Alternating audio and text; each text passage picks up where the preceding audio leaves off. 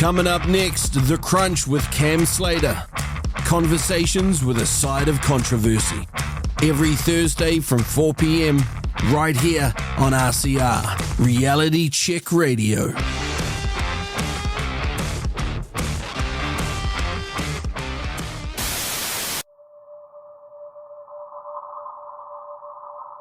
People are struggling to have conversations and connect with others that they don't completely agree with on every topic. And I think that's probably the biggest problem that we need to try and solve, is how after all this division and after all this separation do we end up bringing people together again, and what does unity really look like? New Zealand faces some pretty big issues. First one is COVID and the aftermath. There's no getting away from that. Second is racial division. It's been ginned up and it's dangerous. Another issue that maybe people haven't got their head around yet is digital currency. What form does that take? Is it programmable? Will it be used to manipulate behaviour and patterns of behaviour? Those questions need to be asked and answered. How can you have fair, open, democratic government by people who are appointed? It's a ridiculous idea. And if that idea is taken to its zenith, then this country is in real trouble, because democracy, one person, one vote, where every vote is of equal value, has got to be the foundation of a modern New Zealand. What's true, what's not true, how our kids are to be educated. And, I have a great fear for the future. I think we know from history where this could end up.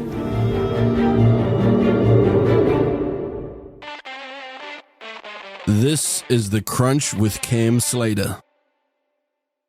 Conversations with a side of controversy, right here on RCR.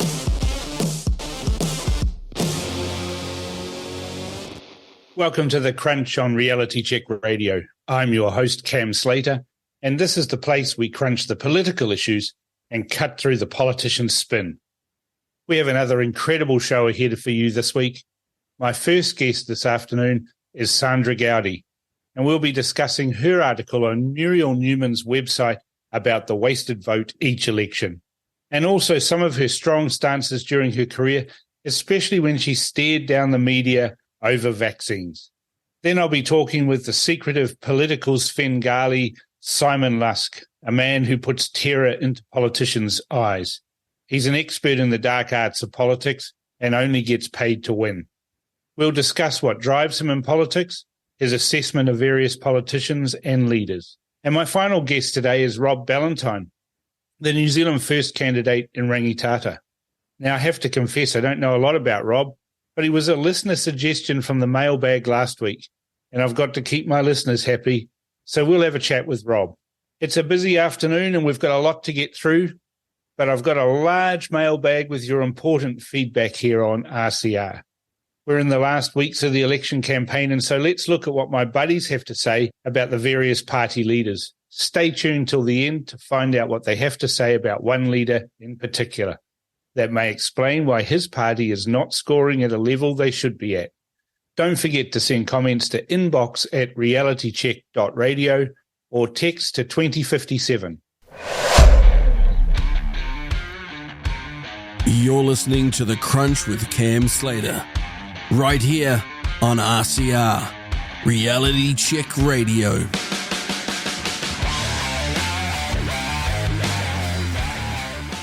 We're now down to the last 6 weeks of this election, and things are still tight.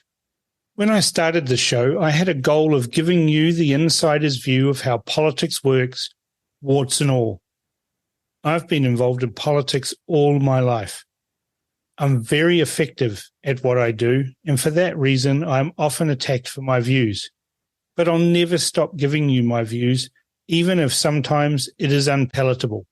But I'm confident that my experience allows me better insights into the world of politics than most people.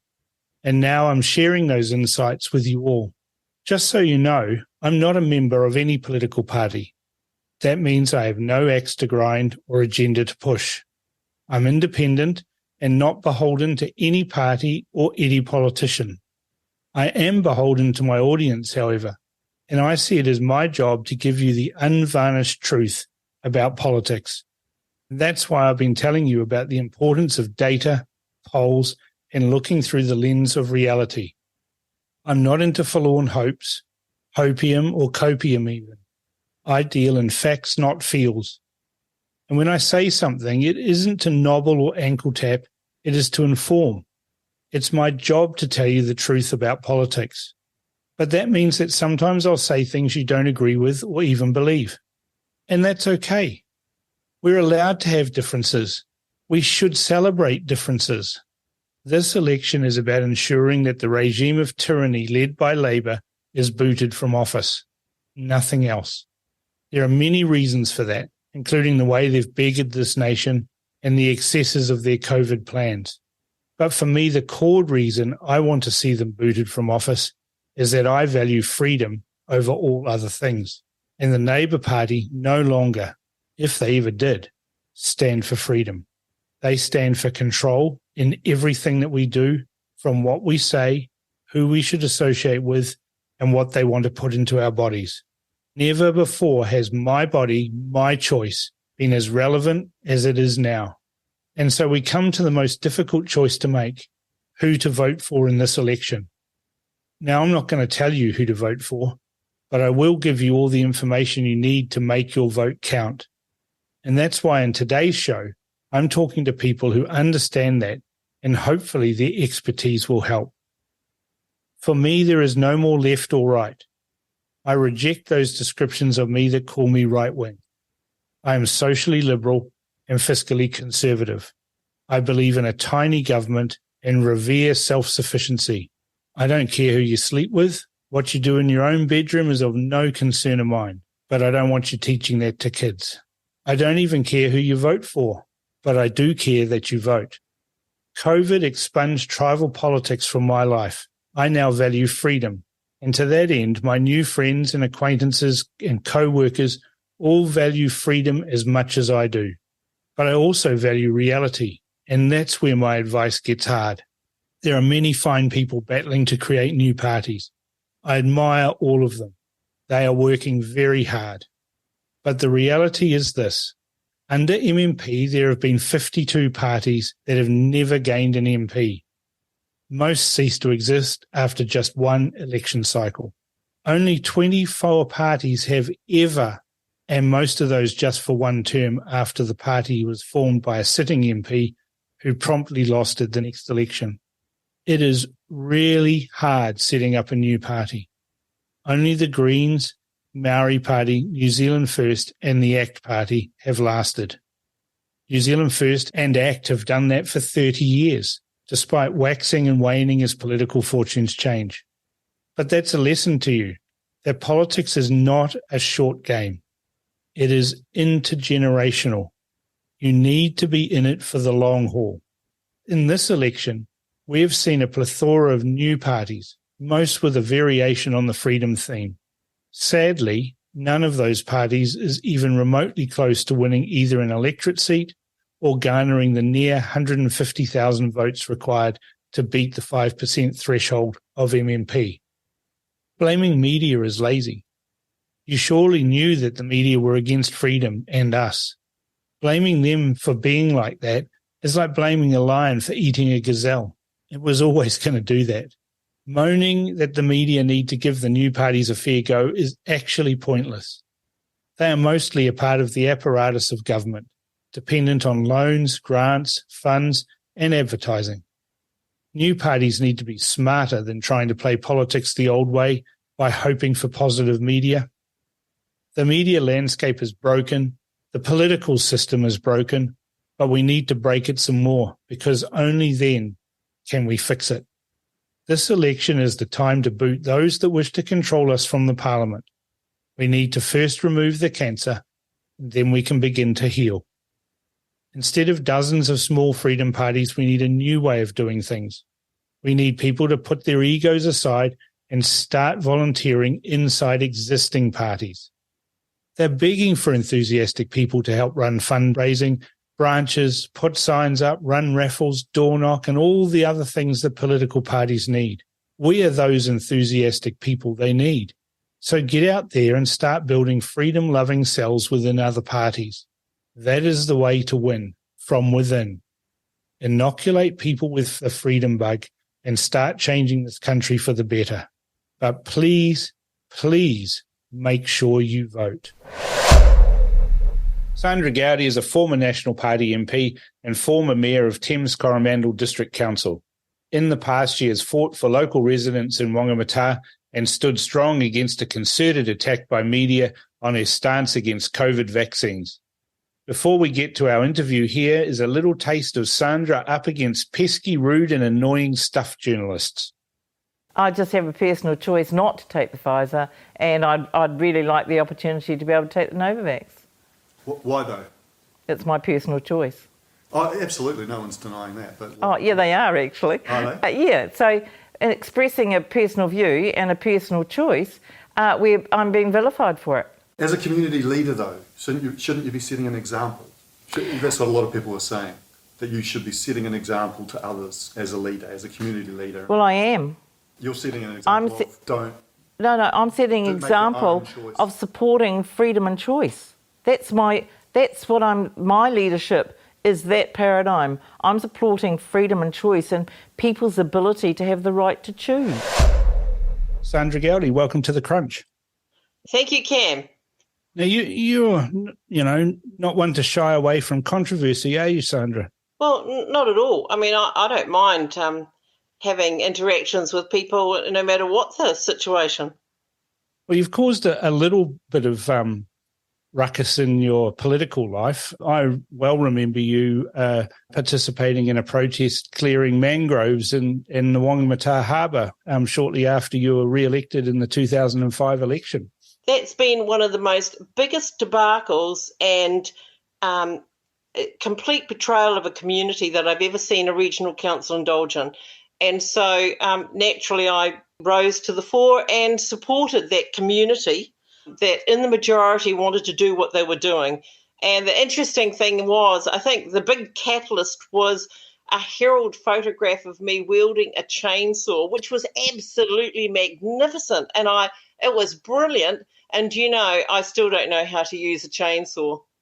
Yeah, but everyone thinks you know how to use a chainsaw, and they certainly think that you know how to get rid of mangroves. Oh, yeah, there's only one way, baby. They're horrible things. Well, they're just a weed.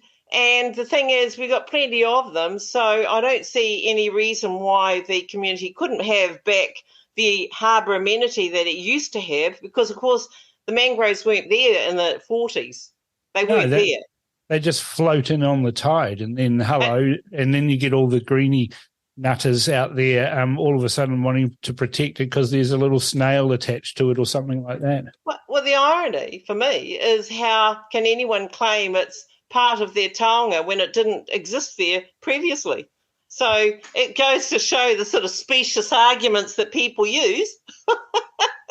Definitely. Speaking of specious arguments, you stood your ground in the face of what was really only media attention when you said you weren't going to get vaccinated, and especially not the Pfizer vaccine. In hindsight, you were dead right, weren't you? For myself, I was dead right. I can't, and that's the interesting thing.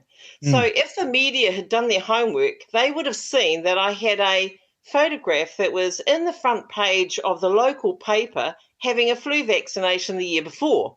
Yeah. But they tried to make out that I was anti-vaccination, and I wasn't. The difference was that I did my homework on what they were wanting to persuade me to put into my body, and I said no. I wouldn't say why I said no, because it was up to me. It was my personal choice. And if I had said anything about why I chose to go down the path I did, they would have then accused me of trying to persuade people, and not allow them to have the freedom of choice to make their own choices. And I didn't want to go down that path. And what concerned me about the Therapeutic Products Bill, which has just been passed under urgency with the support of the Greens, and that's the Greens flying in the face of everything they used to hold dear. I think they've seriously lost their way. But they're in there. If you verbally criticise a therapeutic product, which vaccines are a part of, you can be taken to task. And I'm not sure whether they've changed the definition for tampering or not, but as it stood, a public criticism of a therapeutic product can get you a fine of up to $2 million and a conviction. It's just ridiculous. You know, Well, it is, but so if you say if you say something like our vitamin C is overrated, somebody could complain and you could get fined for saying that. Well, if I made yes, that's right, potentially. So if I publicly criticised Pfizer, I think they'd be down on me like a ton of bricks. But I'm not sure what the state of the actual wording is now of the Act, because it's been passed. I would have to go and check that, because I certainly raised it in my submission. And fortunately, they did accept my submission. They didn't exclude it because they might have thought I was a conspiracy theorist or it was inflammatory, racist, or whatever other excuse they'll use to block submissions these days, because that's what they're doing apparently. Well, this whole debacle over COVID-19 vaccinations, you were attacked by the Pink Walrus, Susie Wiles, and also criticised by Chris Hipkins in a media conference. And do you know what I said, Cam? Tell me. Bring it on, baby. Do your worst, because, like they just didn't do their homework. Well, that's the thing, isn't it? Their homework was out there to be done by people. I looked up, I've got a group of mates. We didn't sort of follow the rules with lockdowns. Every Monday we'd have lunch at one of our mates' places. We all came to an independent view that whilst we'd all had multiple vaccinations for things like, I've travelled around Asia, so I've had diphtheria and cholera and all my childhood vaccinations and everything like that. We all came to an independent view that this one was not for us, because we all found information on reputable sites, peer-reviewed, all of that sort of thing, to say, yeah, be very careful about this mRNA. And so we made a decision not to do it. Sounds like you did exactly the same, went through the same process. What concerns me in this whole deal, though, if we get too sidetracked on COVID and all the minutiae of COVID, what we lose sight of is the fundamental principle of the right to choose, the freedom to have the right to choose. And that was the key premise of my standing up. And I didn't care about how much they wanted to annihilate or attack me in the media. I was comfortable about the position I'd taken, because it was my right to choose, just as it is every other individual's right to choose. And I'm really concerned for the future that our right to choose isn't constantly protected by our political representatives. And I think that's incredibly important. Our rights and freedoms must be protected at all costs. 100%. And, all kudos to you for standing strong, because there's a lot of people that could have taken the same stance as you, but they went along to get along. And I see that as the one takeaway from the whole pandemic, schmozzle, is that Kiwis rolled over and said, tickle my tummy, and if it's the government tickling it, it's really delightful. Look, some did, Cam, but so many were put into a position where they were just, their livelihoods were at risk, their families were at risk from not having an income, that they would lose their jobs, that, they couldn't go and visit their loved ones. There were so many impacts that people that did take the vaccine felt they were being blackmailed or forced or coerced into doing it against their will, but they did it anyway. I mean, I know one woman that cried for 3 days because she had to take the vaccine to be able to keep her job.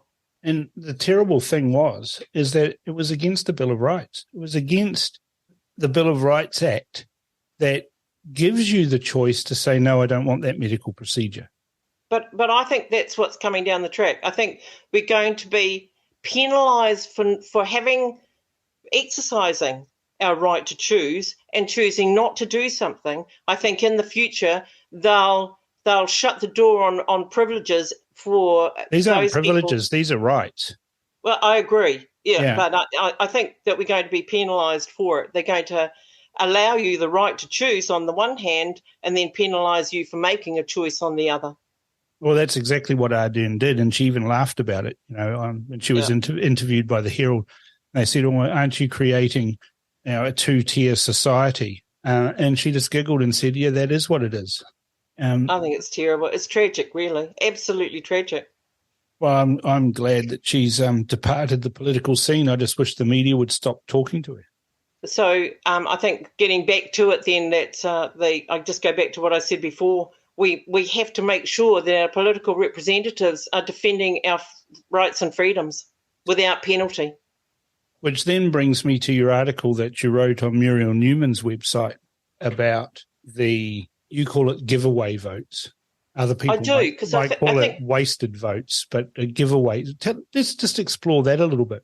Well, I mean, a number of people knew that this happened.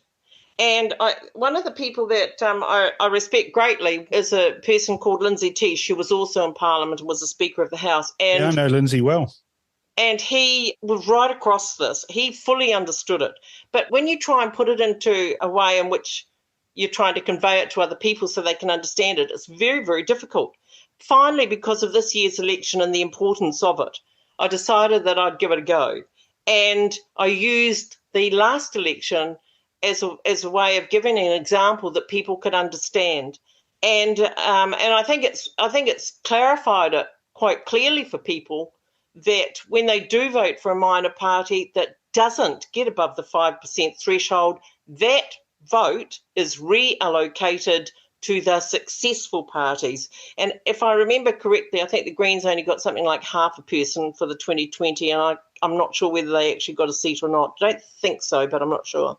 Yeah, I'm not sure they did, but it's a convoluted recipe. But what I try to do to educate people is say, if you're going to vote for XYZ party, let's not use any current ones, but let's say you're going to vote for XYZ party and they don't make the 5% threshold and they don't win an electorate seat, then the total number of votes that party gathered will essentially be passed on using this convoluted, mathematical calculation.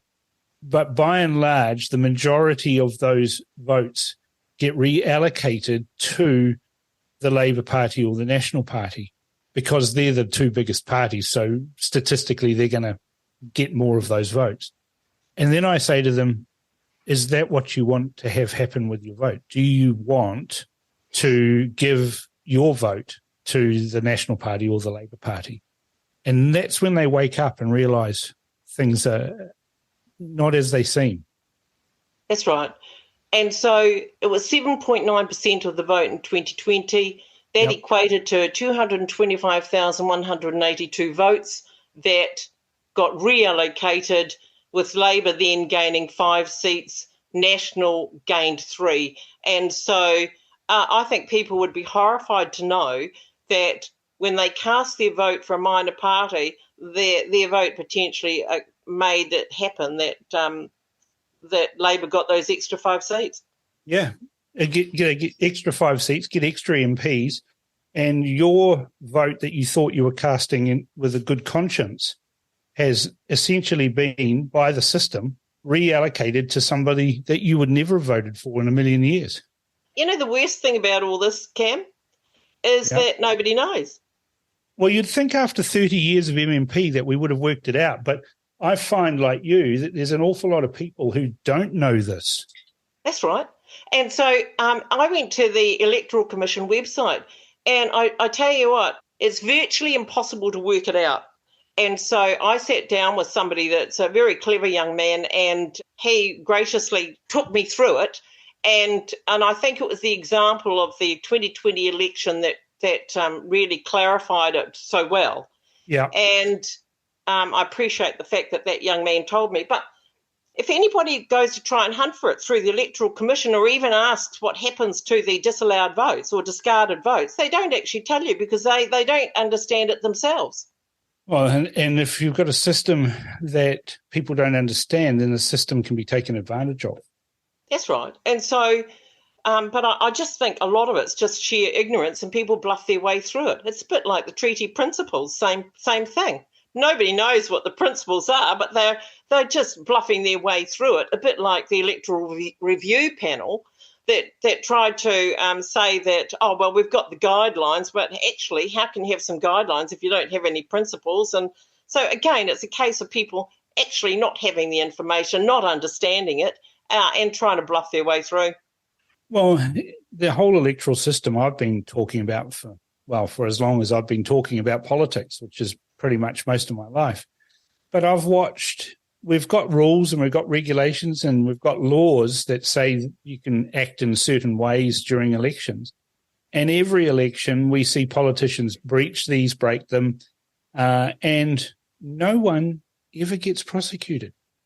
You know, it's just incredible how the system protects the system.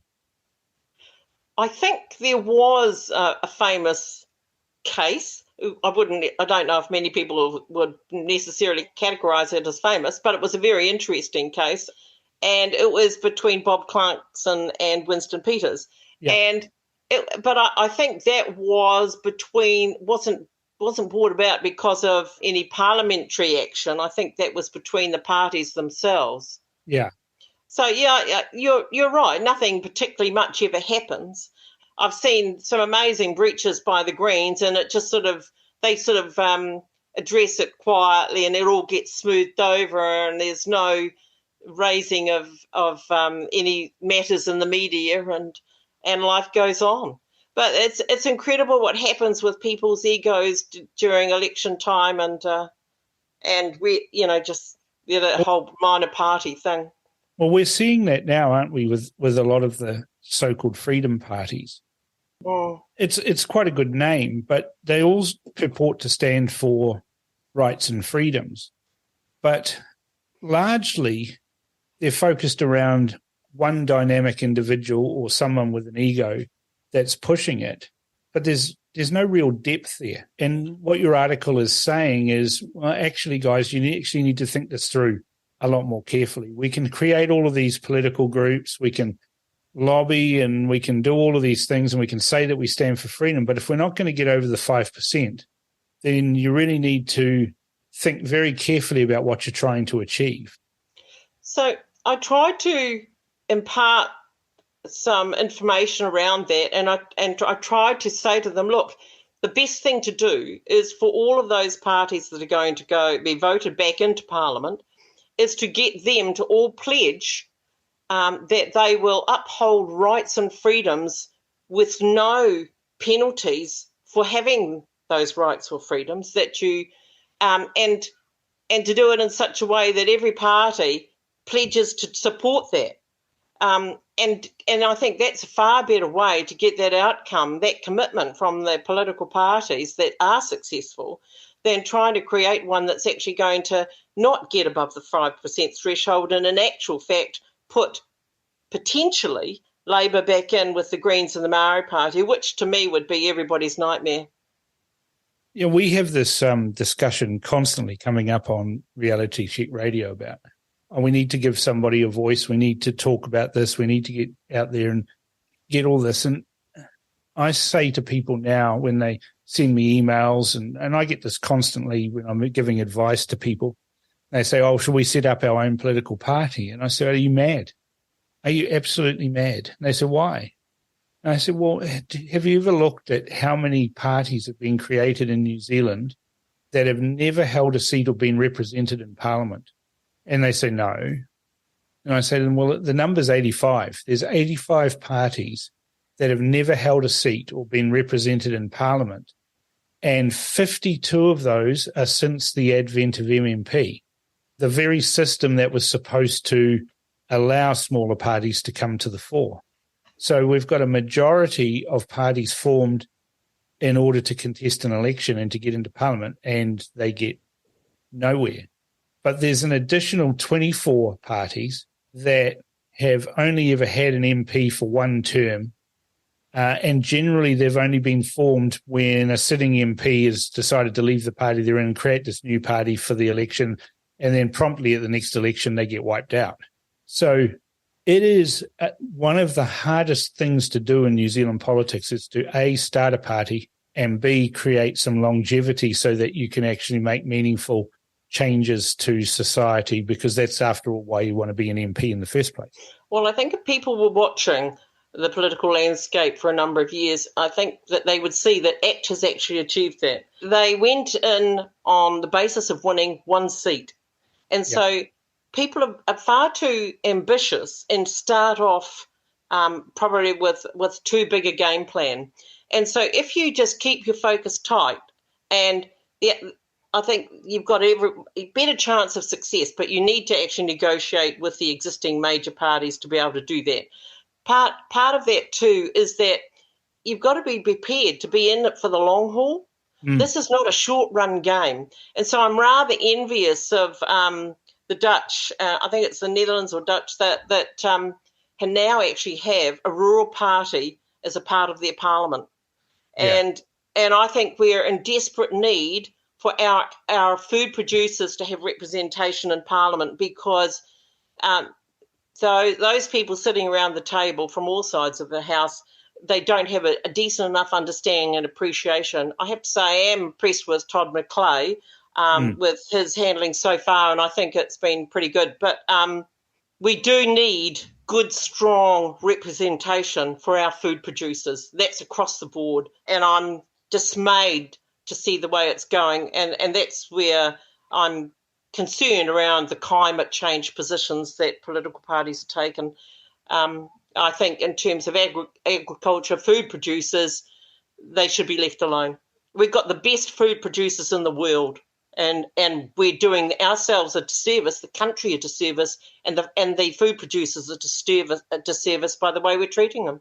Is this problem come about because the two major parties have morphed over time, where you used to have Labour as the party of the workers, represented the unions, still do in some respects, but have largely become a party of woke urban liberals.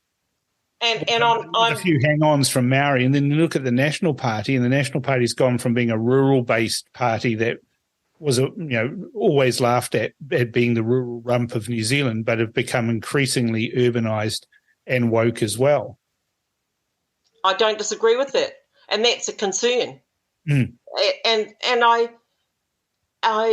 just wish they'd pay closer attention to the legislative side of what's happening in the Parliament and give us a better quality of law, because that's certainly not what's happening. And I think the integrity of our law is being undermined to the worst extent by the current government.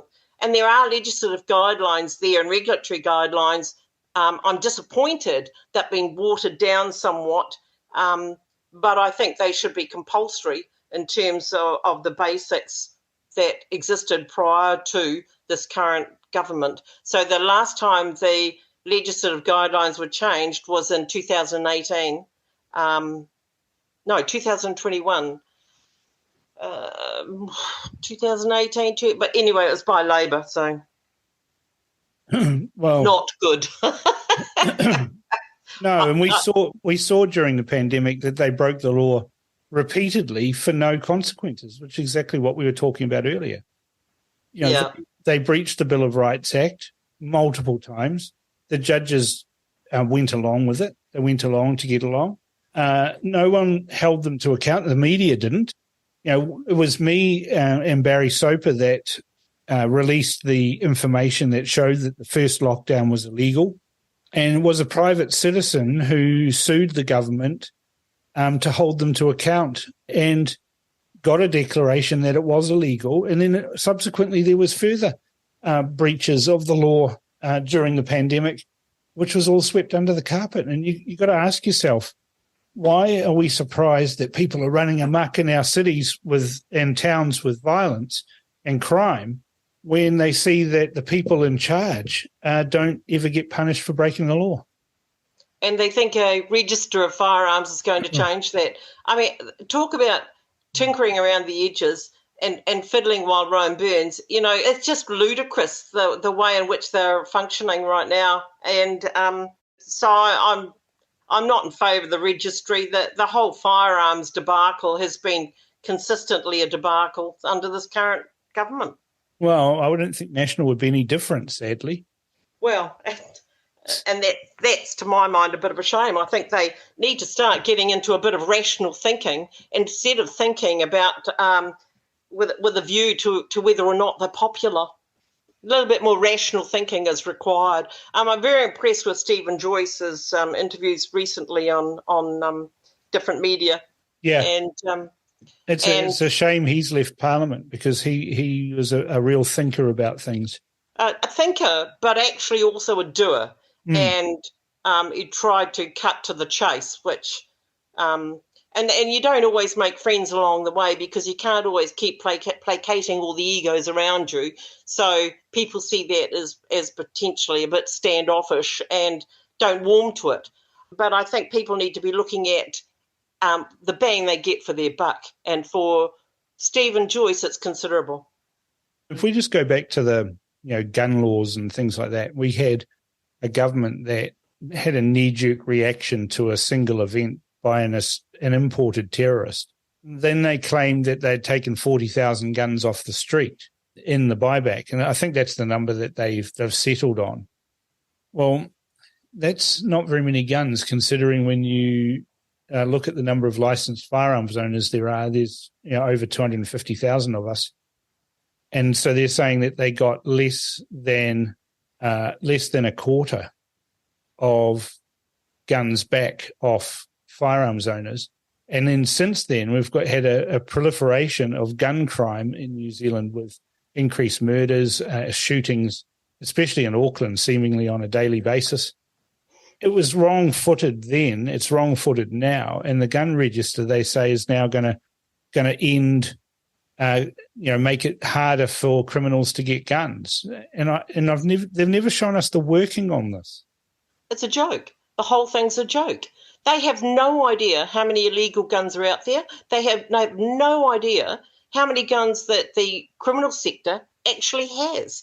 And it could be more than the number of the registered or illegal firearms owners. So the whole thing's a joke, an absolute joke. And so they're so busy trying to bring to task the honest bloke, Sheila, whatever, whoever owns a gun, the honest person that tries to always do the right thing. They're wanting to penalise them and pin them against the wall while the crims are getting away with it hand over fist. They have no idea what the illegal firearms are that exist out there.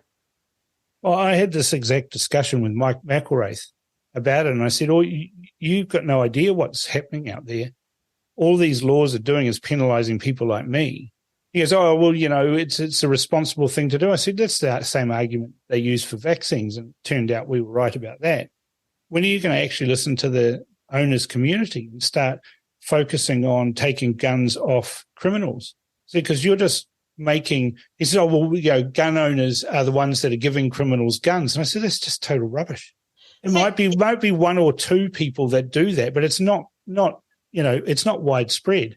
And in any respect, having a gun register, and I said this to Mark Mitchell as well last week when I was talking to him about it, and I said, you're thinking that you're going to stop people selling guns to criminals.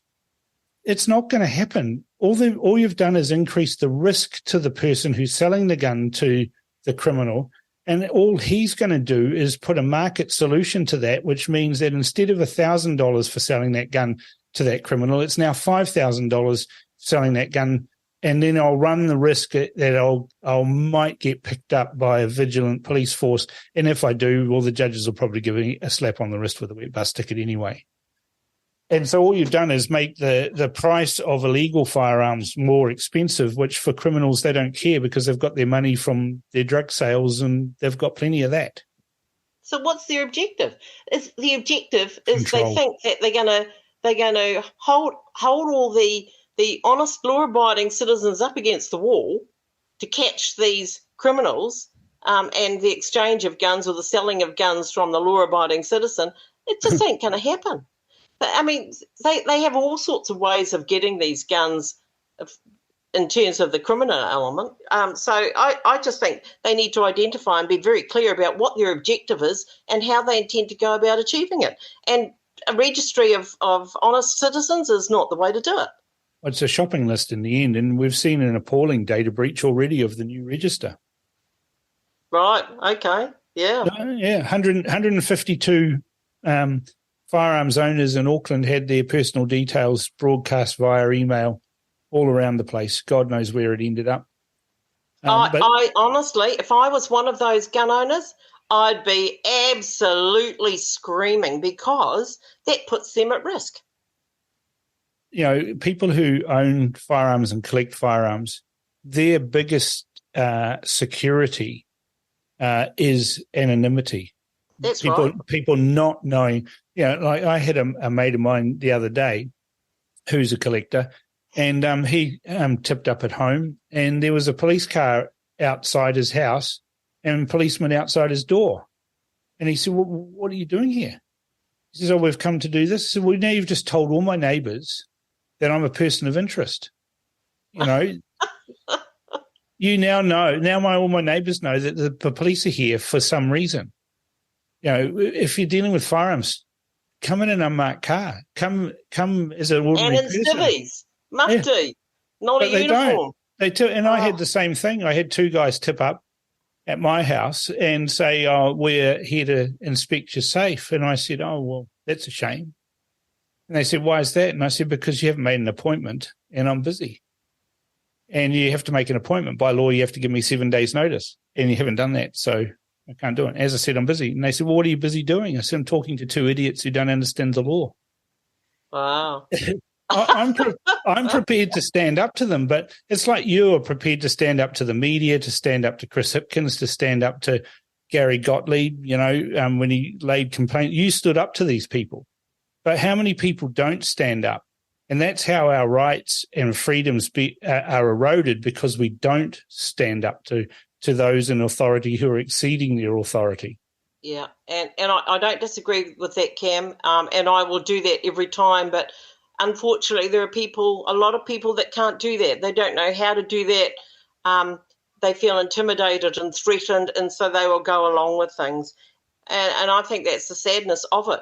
And so it comes back to us relying on our political representatives. That's why this year is so critical, and that's why I put out that article around the giveaway vote.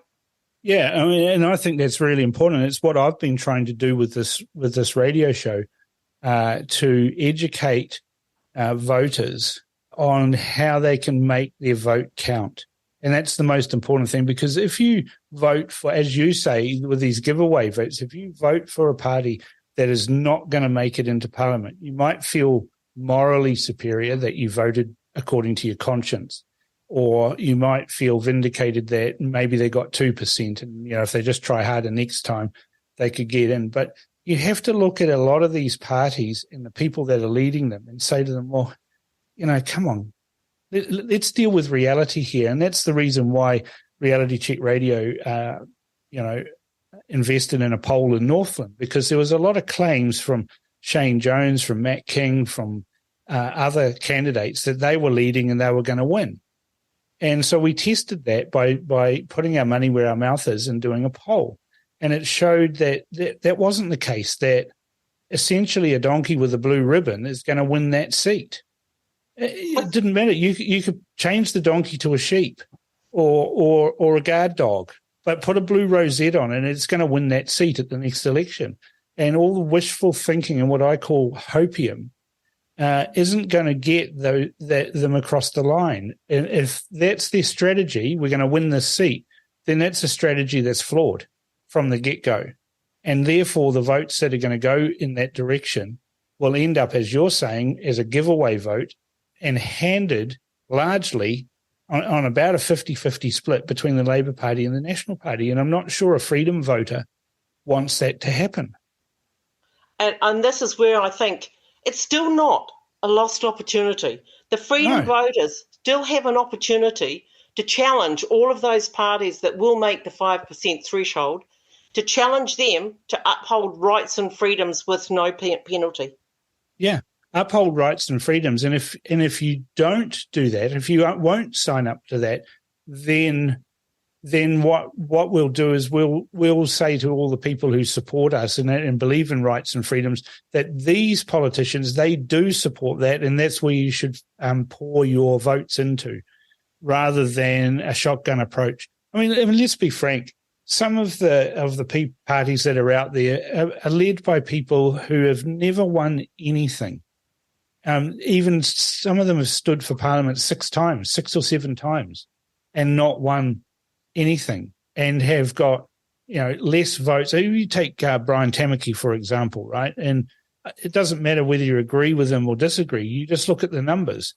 Any party that's been associated with him in the past has got less votes than the number of people in the congregation of his church.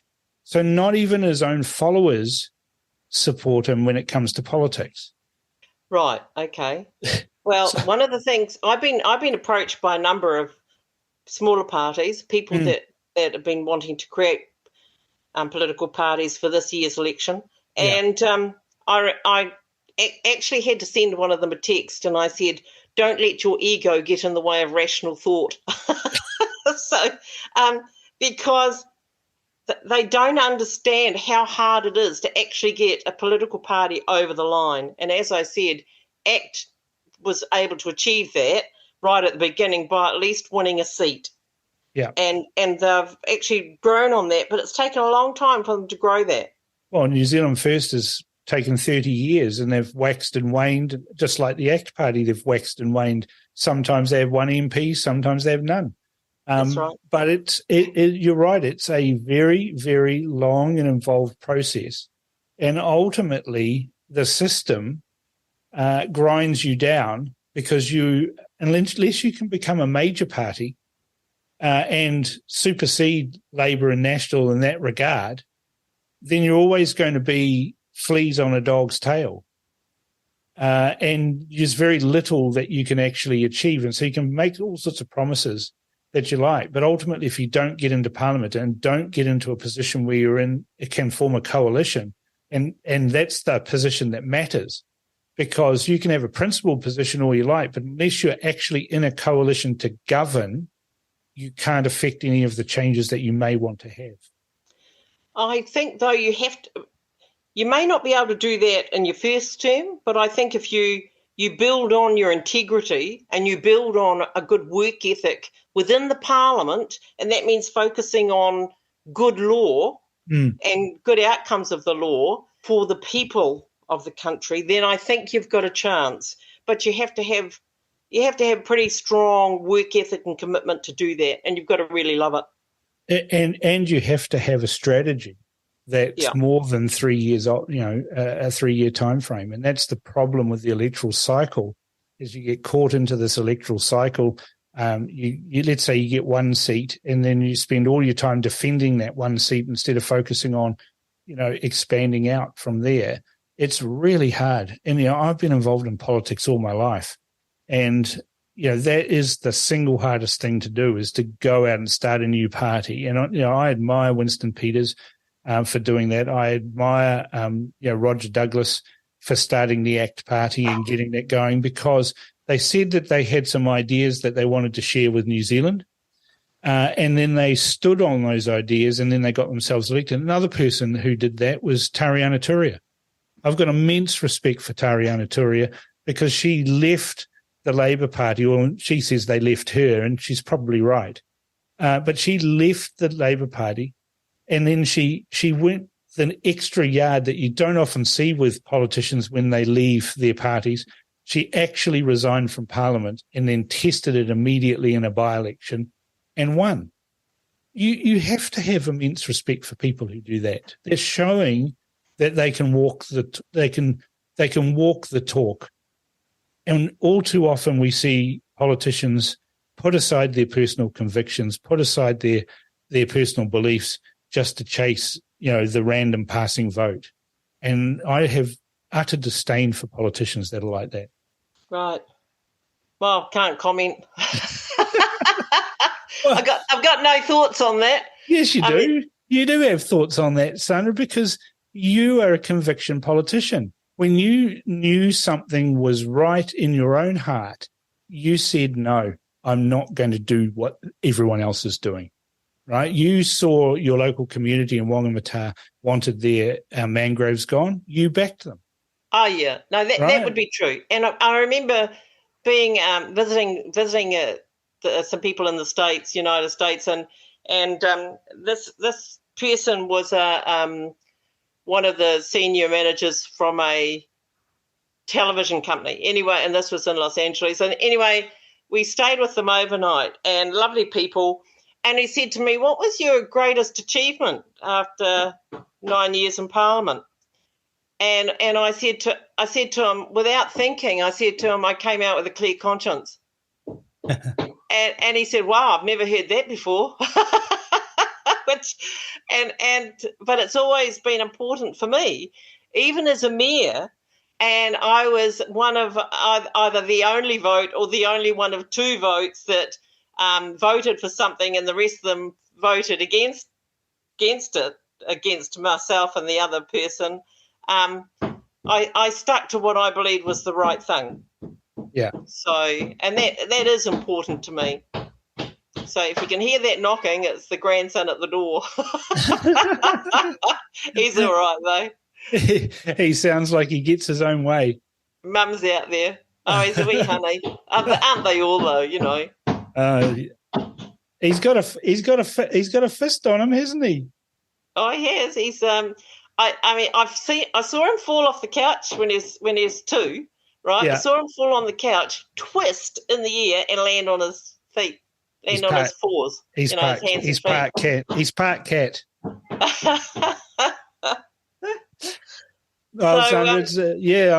This election is. I've been saying this election is one of the most important that we've had in my lifetime. Actually, I've heard lots of things. It's vitally important. 1990, vitally important to get rid of the Labour Party. We had Helen Clark saying vitally important to get rid of the National Party. But I actually think this election is way more important than all of those that have gone before us, because of the freedoms and the rights that that are eroding and being destroyed by the current crop of politicians. And it brings to mind some things that some phrases I've got on my head, like "in hot to black rock." You can expect your electricity prices to quadruple if they have any hand in what's happening with New Zealand. I don't like the climate change policy of National, and I think that's going down the wrong path. I think we need to get back to basics here in New Zealand, but that's otherwise. I'm pretty okay with most of what's been presented by National and ACT, and what's coming through from New Zealand First as well. But definitely, I just think the Greens have actually lost the plot. I think they've lost their way and lost the principles that they first used to gamble on, and I think Marama Davidson is a big part of the reason for that. I just think New Zealand needs to come back to the future, really. They need to be a bit more focused, and we're dissipating our energies and spreading our wealth where we can't afford it. Well, what we're doing is essentially economic sabotage. We've got amazing resources in our society. You're from the Coromandel. We've got gold in the hills there. There's plenty of gold still there in those hills. We've got massive coal reserves that we can use. We've got oil. We've got gas. We could be energy self-sufficient. Yet amazingly, we're stopping people from extracting those resources. And worse, we're importing foreign coal and foreign oil and all of those things. And we're beggaring ourselves in the process. And now we've got a bunch of hypocrites called BlackRock that have been invited in to have some climate investment when 96% or some huge number of their investments are in fossil fuels and everything else. Now, they're just in it to make money, and they can see a bunch of gullible Kiwis that are saying, well, let's put our money into these fanciful ideas of wind turbines and all of that sort of stuff.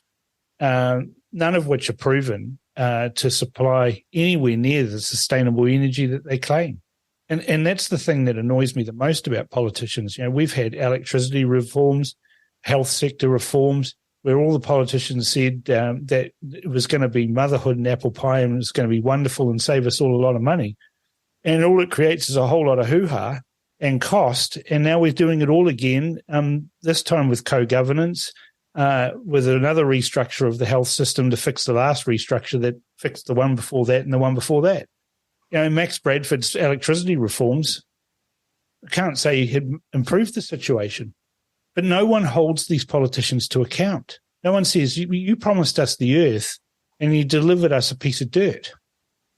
And yet Muldoon did the think big, and where would we be without those big power hydro schemes right now? Well, where would the Greens be, who were opposed to all of those, building dams and all of those sorts of things, and Motunui and everyone, Labour Party opposed everything that Muldoon did. Criticise him all you like for being the world's biggest socialist, but he actually built things, and they're things right that we use today. And what have we done in recent years? We've torn things down. We've annihilated New Plymouth and we've annihilated Marsden Point, which are both tragic because they're essential for what they're providing and what they could have provided into the future. And so no wonder our roads are third world. I mean, no point in buying anything but a four-wheel drive these days. Yeah, an SUV. Ironically, they don't make too many of those electric.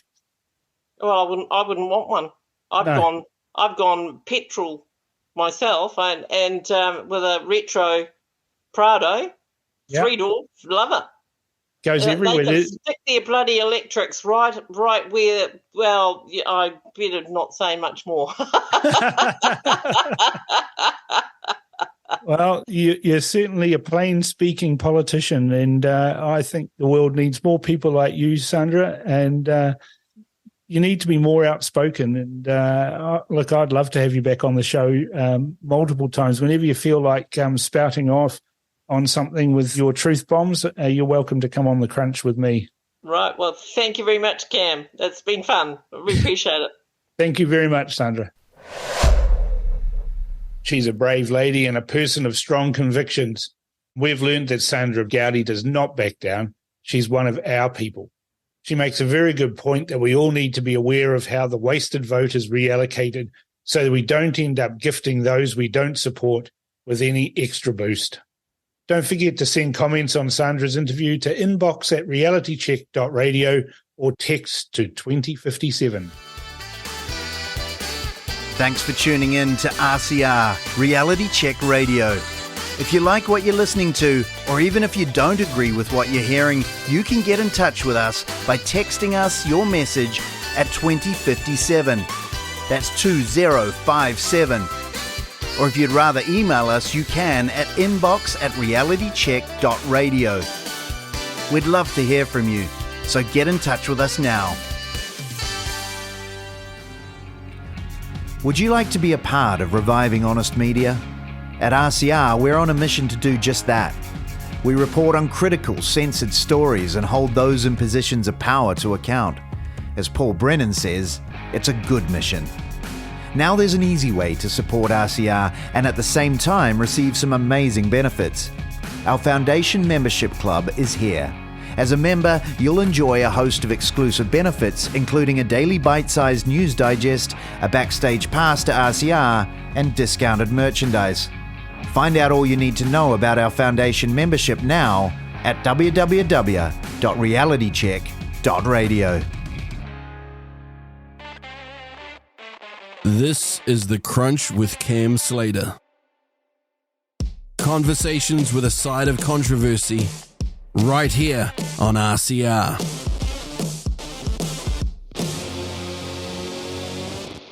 Simon Lusk is one of New Zealand's mysterious political operators and an expert in the dark arts of politics. He never gives interviews, but a break in the weather means he's got a gap in his hunting commitments and he's agreed to speak to me here at The Crunch. He's this week's political tragic, and this promises to be entertaining. Okay, with me now is Simon Lusk, and you're going to talk to me now, Simon, about how you're a political tragic and how you've turned that into a business for yourself? Yeah, sure. I've been campaigning for most of my life, and from about 2009 onwards, I've done it not quite full-time, but almost full-time, and it's really, you get to meet some really interesting and good people, and you also get to meet some absolute scumbags that you just want to take out. And that's the reputation you've got, isn't it, from the media, is that you're a person that you go to if you want results in politics. Yeah, I get paid to win. I don't take anything on unless I think I can win it. And, like if I don't tell people that, oh, you pay me all this money and I'll run this campaign. I say, well, you pay me all this money if I get you to win. And that means that I think that I take the right candidates and I have fairly strong views on what qualities make people electable. And I don't want to deal with drongos. So you've got a no dickheads rule. Yeah, absolutely. So what are those qualities that you're looking for in political candidates? And have you had candidates across the political spectrum? Because most people think you're this, far right, hunting, fishing, shooting, annihilator in politics. And that's not the Simon Lusk I know. And so wanting to share with Reality Check Radio listeners just what sort of a bloke you are. Well, I have run campaigns for national candidates. I have worked with Labor candidates a fair bit. In the last few cycles, I've done a lot in local government and specifically with iwi and getting iwi members trained and elected, because I've just always felt that Maori make better candidates than Pākehā. They've got three real advantages. The first one is they all know how to speak properly because they've had to speak on the marae. The second one is that as political parties and sports clubs and service clubs and churches have fallen away, there's not really any disciplined force in New Zealand politics anymore, whereas iwi and hapu and sub-iwi groups are really disciplined and you can turn out a lot of votes. And I've been very successful in turning out Maori votes. I don't see why other people find it difficult. You just have to ask them to vote and they will. And they're quite keen on voting. You just have to ask them and you've got to have the right people asking them. And then the third thing that makes Maori so wonderful is that most of them have served on the Marae Committee, so they're used to having really big dust-ups over small things, and they're just better than Pākehā at dealing with the political infighting. And they're so good. I think that most Maori are just instinctively a whole lot better at politics than everyone else. So you would agree then with the sentiment that we don't need to have co-governance arrangements, that we don't need to have legislative quotas to ensure Maori representation. What you're saying is that Maori have got some natural abilities when it comes to the things that help get you elected, and that given appropriate training and some direction, that they can get themselves elected without the need for any sort of special needs type treatment. Absolutely, and I've proven that. They're very, very successful at getting elected if they're willing to put the work in, and they usually dominate the really good ones. And, I have friends that are on different councils around the place, and the chair of the Hawke's Bay Regional Council is a wonderful Maori woman who just is able to turn out votes like I haven't seen, and her first election was just stunning. And she's really, really good. And I've had others that were equally as good. And I don't believe we need to have a special quota for Maori because they tend to win over Pākehā. And they also find that there's plenty of Pākehā who are willing to fund their campaigns too, because they are usually really, really good. Really good candidates. Yeah. So you're pretty much your entire life is spent apart from hunting and fishing, which I'm really privileged to get you, given your hunting commitments at the moment. Yeah, it's only a couple of weeks left of the season, so I've got to make the most of it. It must be raining in the Hawke's Bay today while we're talking. No, I've been out and I'm heading out again shortly. All right, got to get the bag limit. Yep. But you've studied politics. You've made politics your career. A little bit like me, really, except I didn't study it formally. You did. Which politicians in New Zealand do you admire the most? Well, Helen Clark is by far my favourite. She was just a wonderful, wonderful politician who worked exceptionally hard. She wasn't blessed with a whole lot of natural charisma, and she built a team and she dominated for a very, very long time, and no one has come close to her, in my view. And then the other guy that I have huge admiration for at the moment is David Seymour, because he has carried ACT for the best part of a decade, and he's made his case, and he hasn't deviated. And he's built something where other people haven't been able to. Now, I don't agree with either of them on a whole lot of stuff, but that doesn't stop me from admiring their tenacity and the willingness to do the hard work behind the scenes, which is what most people never think about or see. And all the failed Labor leaders after Clark, or the failed national leaders, thought, I'll come along and everyone will love me, rather than thinking, I need to have a fundraiser, I need to have a good party president that keeps everything under control, I need a really good policy person, I need a campaign team, I need a poller. These are the absolute basic people or team that you need to be credible. And I just watched Simon Bridges and thought, you're a moron. You don't have any of these people. And and what happened to Simon Bridges was really predictable, because he didn't have any of those people, and he wasn't particularly likeable. But Clark was polling at 2% as preferred prime minister at one stage, and she ended up dominating because she built a team, and Bridges just thought everyone would love him. And and I've had massive arguments with Labor people about whether Phil Goff was lazy. I said, he works really hard, and he's fucking lazy. He never built the fundraising capability. He never built the team. He didn't have the infrastructure that Clark built, and he watched her build it and participated in it. But he wasn't willing to do that really hard work behind the scenes that was necessary to be successful. And, they're all middle managers, and when the leader goes, the middle managers can't step up to being leader. Well, that's what happened with National after John Key and Stephen Joyce departed, isn't it? Yeah, and John Key was great, but the people that I think really deserve more credit were Judy Kirk and Stephen Joyce, who rebuilt the National Party and the funding, and then Don Brash came in and made National credible again, and Key inherited and enhanced a wonderful organisation. And Joyce, absolutely world class. Judy Kirk she had to rebuild the National Party after 2002, and she and Joyce did it, and they did a wonderful job. It's interesting that the two politicians that you admire the most aren't from the National Party. You've got a reputation as being a National Party hatchet man, but that's not true either, is it? No, Nicky Hager left out all the good bits when we had to get rid of some people for Labor, but that didn't fit the narrative. No, that's right. I mean, that was one of the most fun jobs that we've ever done. Yeah. And he left it all out because he wanted to say it was only National. And Labor are way better at this kind of stuff than National anyway, so they don't really need much help. But they used to be. I don't think the current lot are particularly good at rinsing their own. Well, Jacinda was way too nice, and she was a lovely person, and she didn't go around cracking heads when they needed cracking, and that probably caused her a lot of problems, but that was her nature, and she wasn't going to change. But some of the head crackers in the old days, I'm good mates with them. They're good people. Yeah. Now, you've got a few stories about Jacinda Ardern, haven't you? She was. There's a real cracker of one. I'm sure I'd love to see that family audience, Cam. No, but you can moderate that. You're self-aware enough to moderate the things that. But I was thinking in particular the dog story.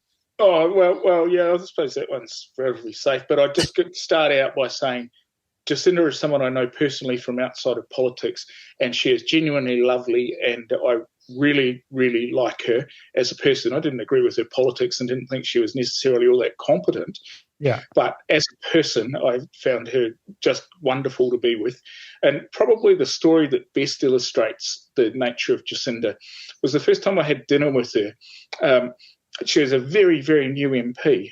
And at one point of the dinner with a whole group of other people, she said something a bit snarky about my friends in National. I said, Jacinda, all my friends in National are really jealous that I'm having dinner with you because they all think you're lovely, but they haven't given you a chance. Oh, you haven't given them a chance to get to know them.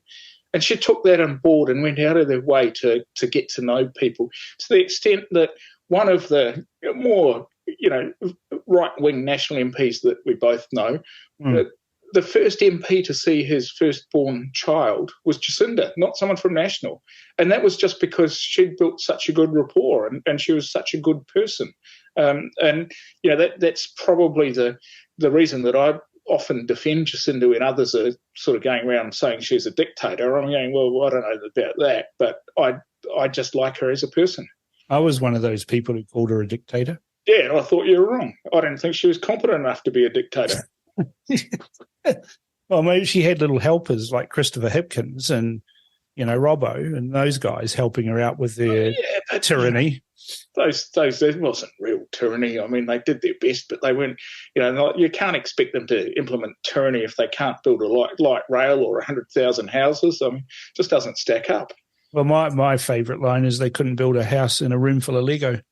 Yeah, well, they pretty much couldn't, and they proved it. Any other politicians that you've admired worldwide? Yeah, look, I think that Bill Clinton in particular was a absolutely stunning example of how a party that had basically lost, that only won one presidential election between 1968 and 1992, and the Democratic Leadership Council was a bunch of sensible moderates who set out to build capable people or an organisation to get moderate Democrats electable instead of having loony left people that got hammered in the general election. And Clinton came out of that. And they're the kind of people that I like, the people that can come out and win. When they'd had one president since 1968, and he only lasted one term and wasn't very good. And Clinton, rebuilt the Democratic Party and was able to win quite well. So I admire him a lot for that. I think that the other ones that I really admire are Reagan and Thatcher, who both stood for stuff. Reagan was absolutely sure that the Soviet Empire was evil, and he did something about it.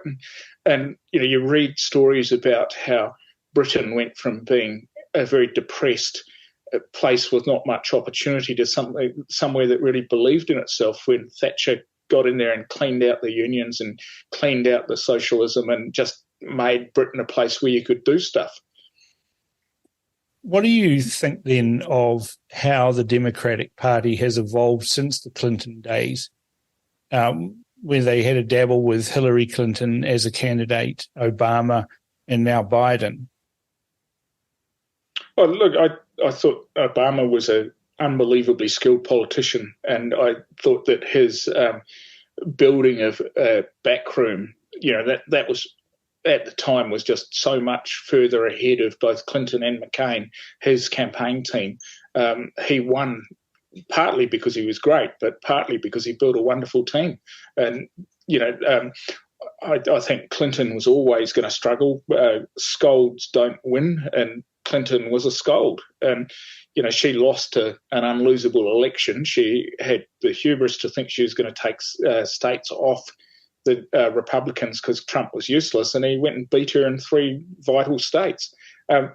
Biden, I've been profoundly disappointed in that he hasn't been a moderate. He's been quite fiscally reckless, and then he's bought into all the woke bullshit. And he was elected as a sensible moderate, and he's governed as a left winger. I think he'll probably still win again if he's running against Trump, because Trump's negatives are higher than Biden's, but it's not certain.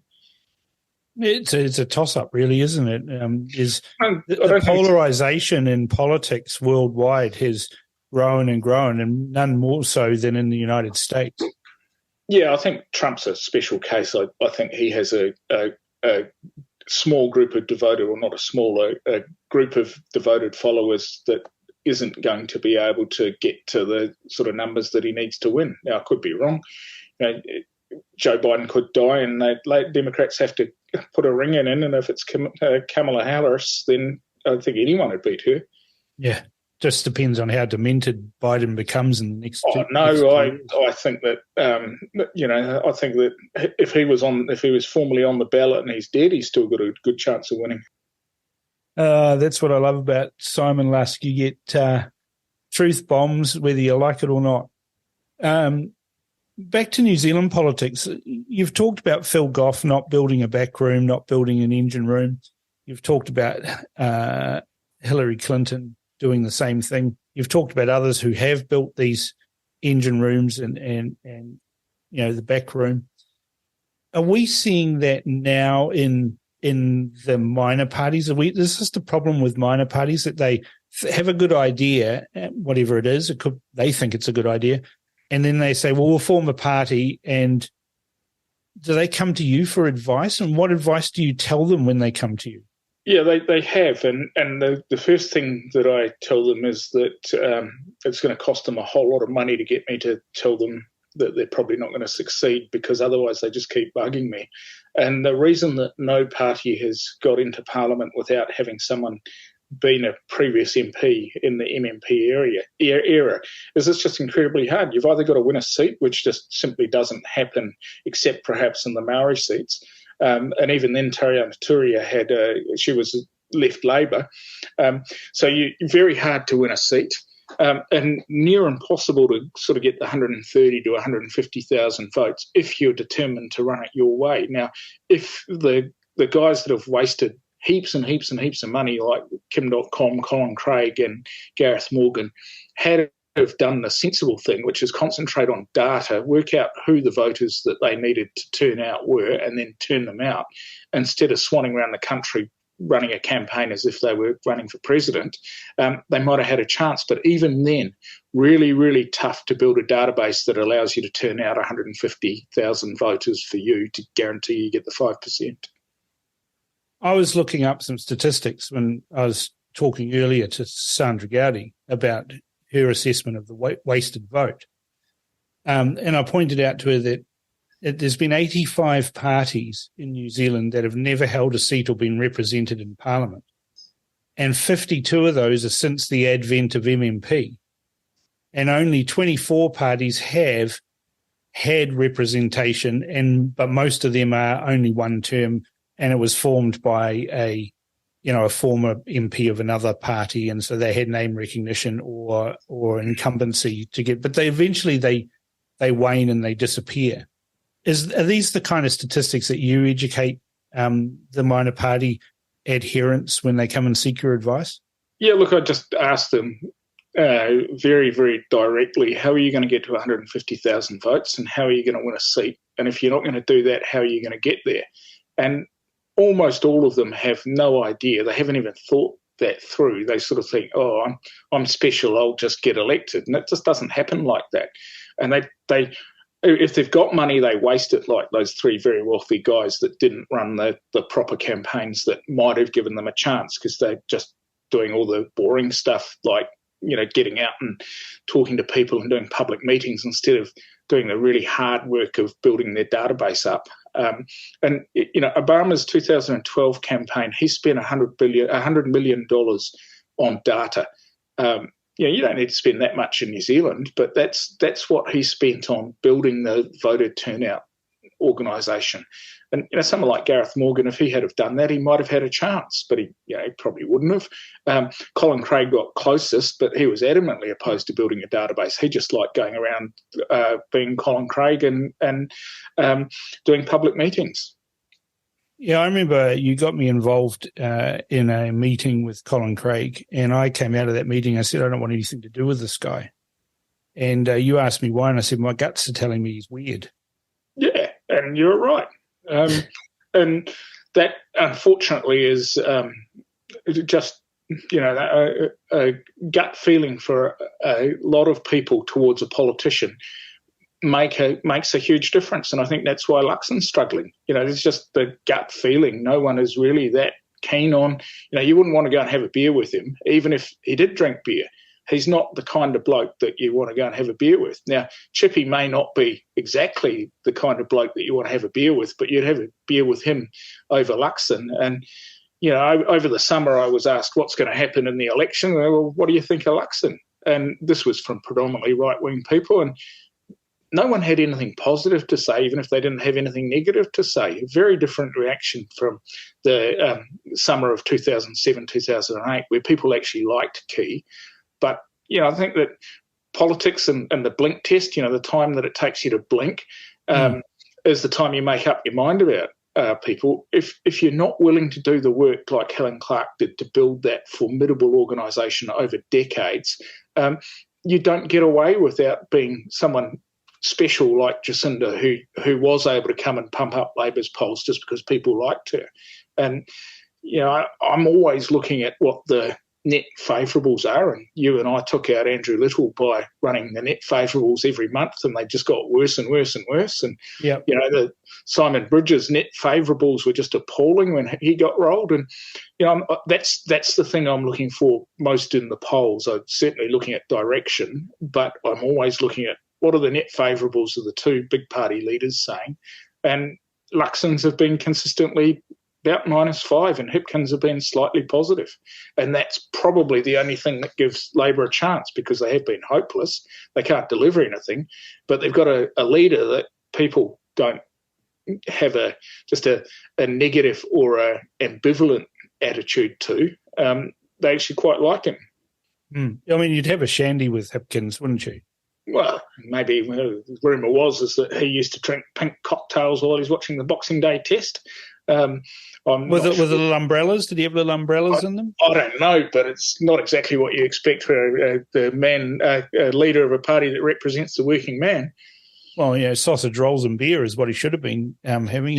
He's refound his desire to eat the sausage rolls, but it doesn't seem to be out there as the everyday man. But then again, Christopher Luxon's a teetotaler, and if you wanted to have a beer with him, you couldn't. He'd be there with his lemonade. I don't know that many people want to have a beer with him either, and I've always criticised that Gore was a much better politician than George W. Bush, and W won because he was a guy that people wanted to have a beer with. Yeah, well, it was actually George W. Bush that got me involved in blogging.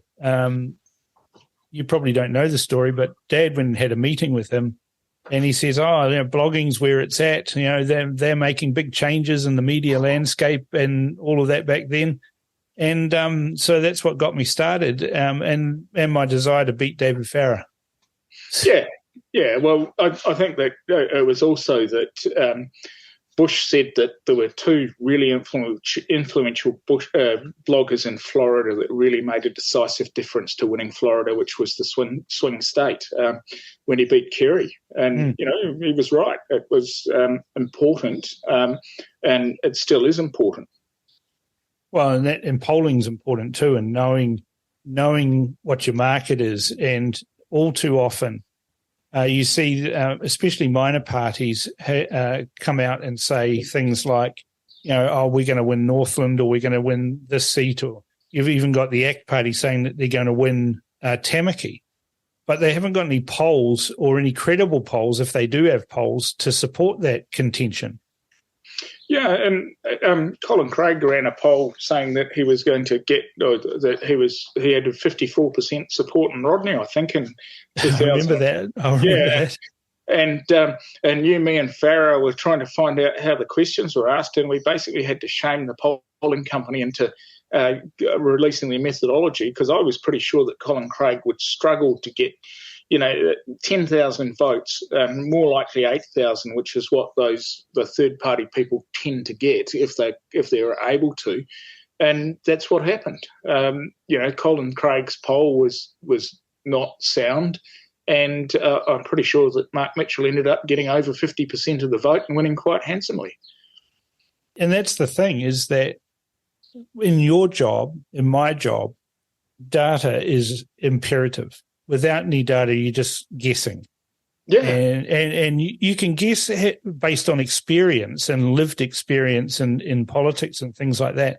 But data is always more important than anything else. And that's one thing you've taught me over the years of talking with you and discussing things. That's the thing that I've always stuck to. And in fact, I famously won a bet with Leighton Smith based on data. when he was calling an election for somebody else, and I was saying, no, he's not going to win, and here's why. And Obama, Nate's, yeah.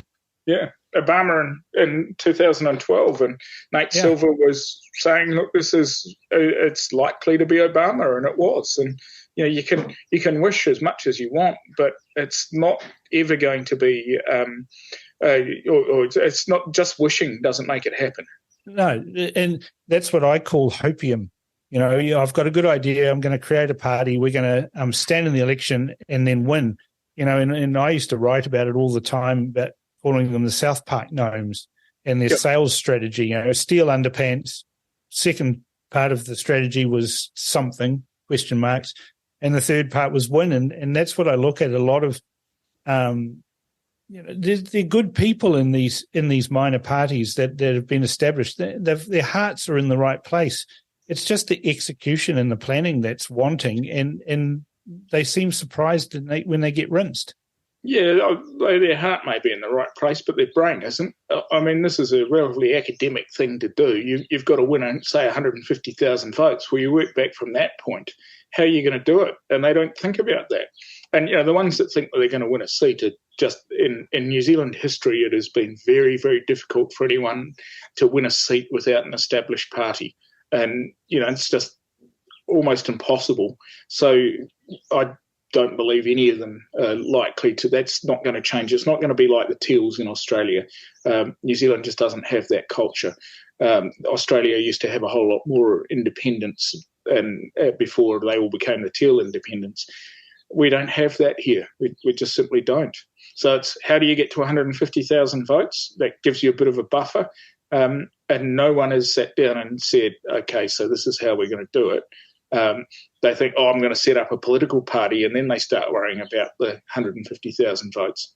Mm. I once did a project where I looked at what I thought it would cost me to get to the 150,000 votes over 3 years and without an existing candidate. And I thought it would be about $5 million. And I went and told the people that wanted to put the money in that it was about $5 million, which was more than they were willing to put in. But I also said to them, you're not really going to be guaranteed to achieve much of anything in a small party anyway.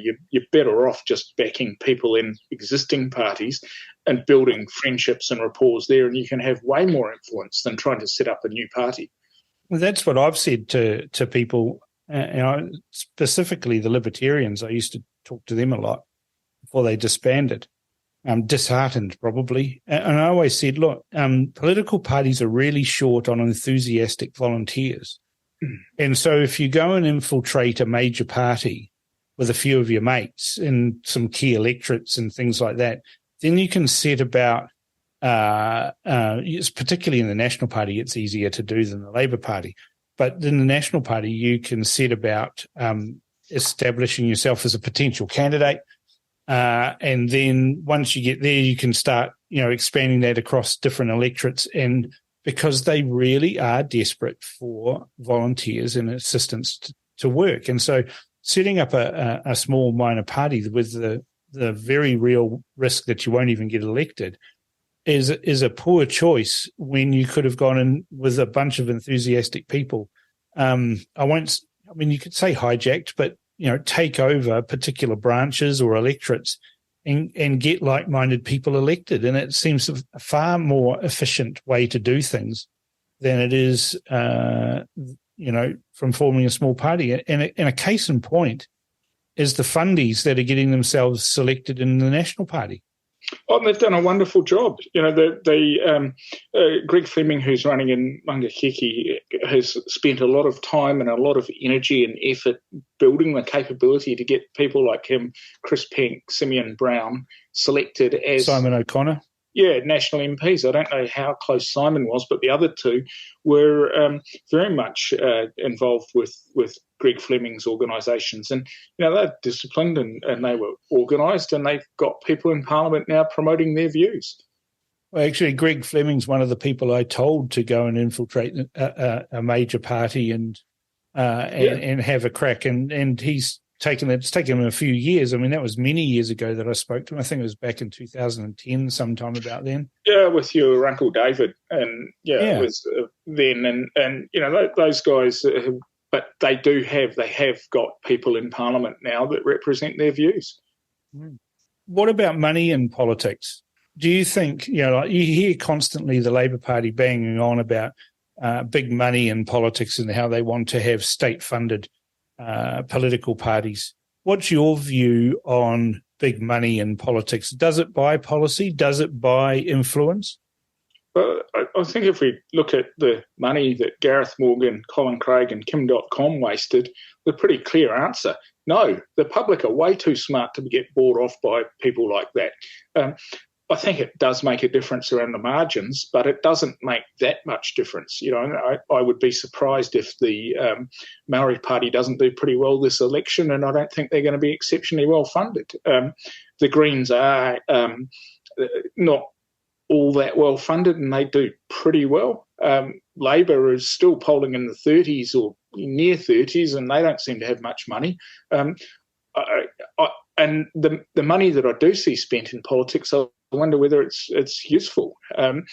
Yes, hoardings matter, but just for the life of me can't understand why National put so much energy and time into human hoardings when they could be actually talking to people.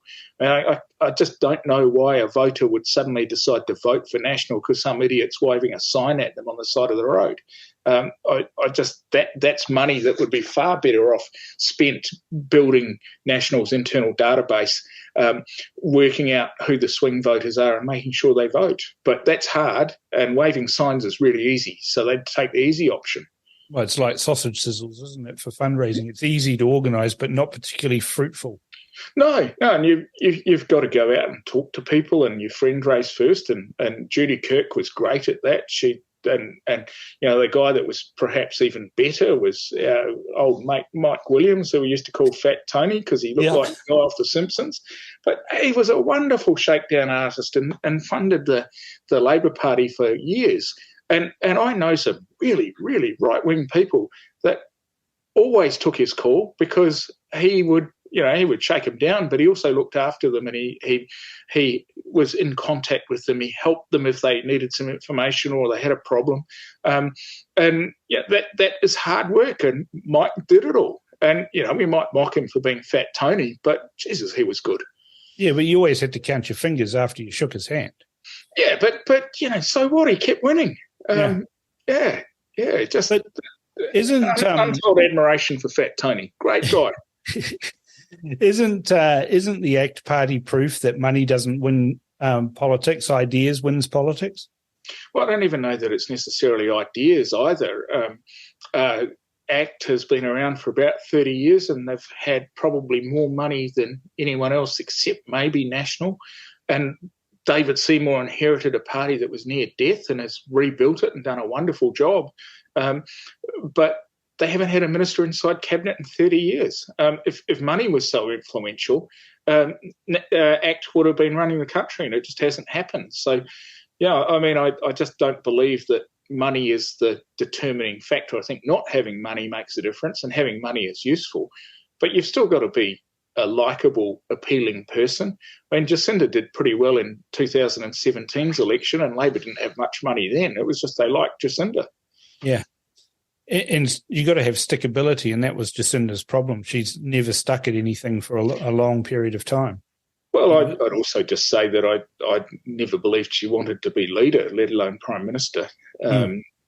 She was, the stories are that it was 5 or 6 days of Little telling her she had to take over because he was not going anywhere because his net favourables were so bad, and Labor was trending downwards in the low 20s. And she had to be persuaded. And, most people we know in politics want to be leader because they think everyone will love them. Jacinda didn't want to be leader, but everyone did love her. Yeah. More fool us. Yeah, but, good on her. She managed to do something that probably no one else will ever do, which is win a majority in an MMP election. You're known as a political hitman. Let's look at some recent hit jobs. And I'd appreciate your assessment on those, whether or not they were external or internal hit jobs, and an internal hit job being your own party throwing you under the bus, as opposed to the opposition getting you. So if we go back recent history, we had Claire Curran's demise. We had Melissa Lee effectively prosecuting her in Parliament with questions. Was that an internal hit job, or was it just competence versus incompetence? I think it was Claire made a pretty bad mistake, and then the cover-up caught her, and Melissa Lee was able to do a wonderful job and deserves credit for getting rid of a minister that had made a fairly basic mistake that if she had have apologised immediately and admitted to, she probably would have still been there. But, you know, you've got to be able to exploit opportunities like that, and Melissa was able to. What about Michael Wood's downfall? That one's really perplexing. It's, I mean, I don't think National had anything to do with it. The guy just made an absolutely terrible error that is, you know, for a guy that has been hanging around politics almost his whole life to make that kind of terrible error when he'd been asked 12 times is you know, it's just, there's something going wrong. He should have been better than that. I think that was an own goal. But do you think, I mean, he's sticking around after this election. He's standing again in Mount Roskill. What are his chances realistically? I mean, he rates himself. He's one of those politicians who thinks that every utterance from his mouth is a pearl of wisdom and that we should all listen. And if we're not listening, then he'll just talk at us for another 15 minutes to convince us of that. Does he really have a future after such an appalling, you know, tone-deaf defence of what was essentially a Big Mac, chips and a Coke? Yeah, look, I think he does, and the reason is that he's in a safe seat, and while we know what happened, most people would not know who Michael Wood is, and he, in 6 years or 9 years' time, he will still be the MP for Mount Roskill. He's got a safe blue seat. Now, whether he'll ever be any good is another matter, right? He reminds me quite a lot of Bill English, who you know, Mr. 21%, he took National to its lowest level ever in 2002 and then tried to hang around even though he was obviously useless. And he took over from John Key, and he was a whole lot better after time, but that was really, in my view, just a wonderful organisation that National had set up between 2002 and 2008. And then John Key was a wonderful politician who was really data-driven, and it was hard for Bill to stuff it up. The fact he stuffed up the coalition negotiations probably wasn't much of a surprise because he really doesn't, you know, have much track record of success as a leader.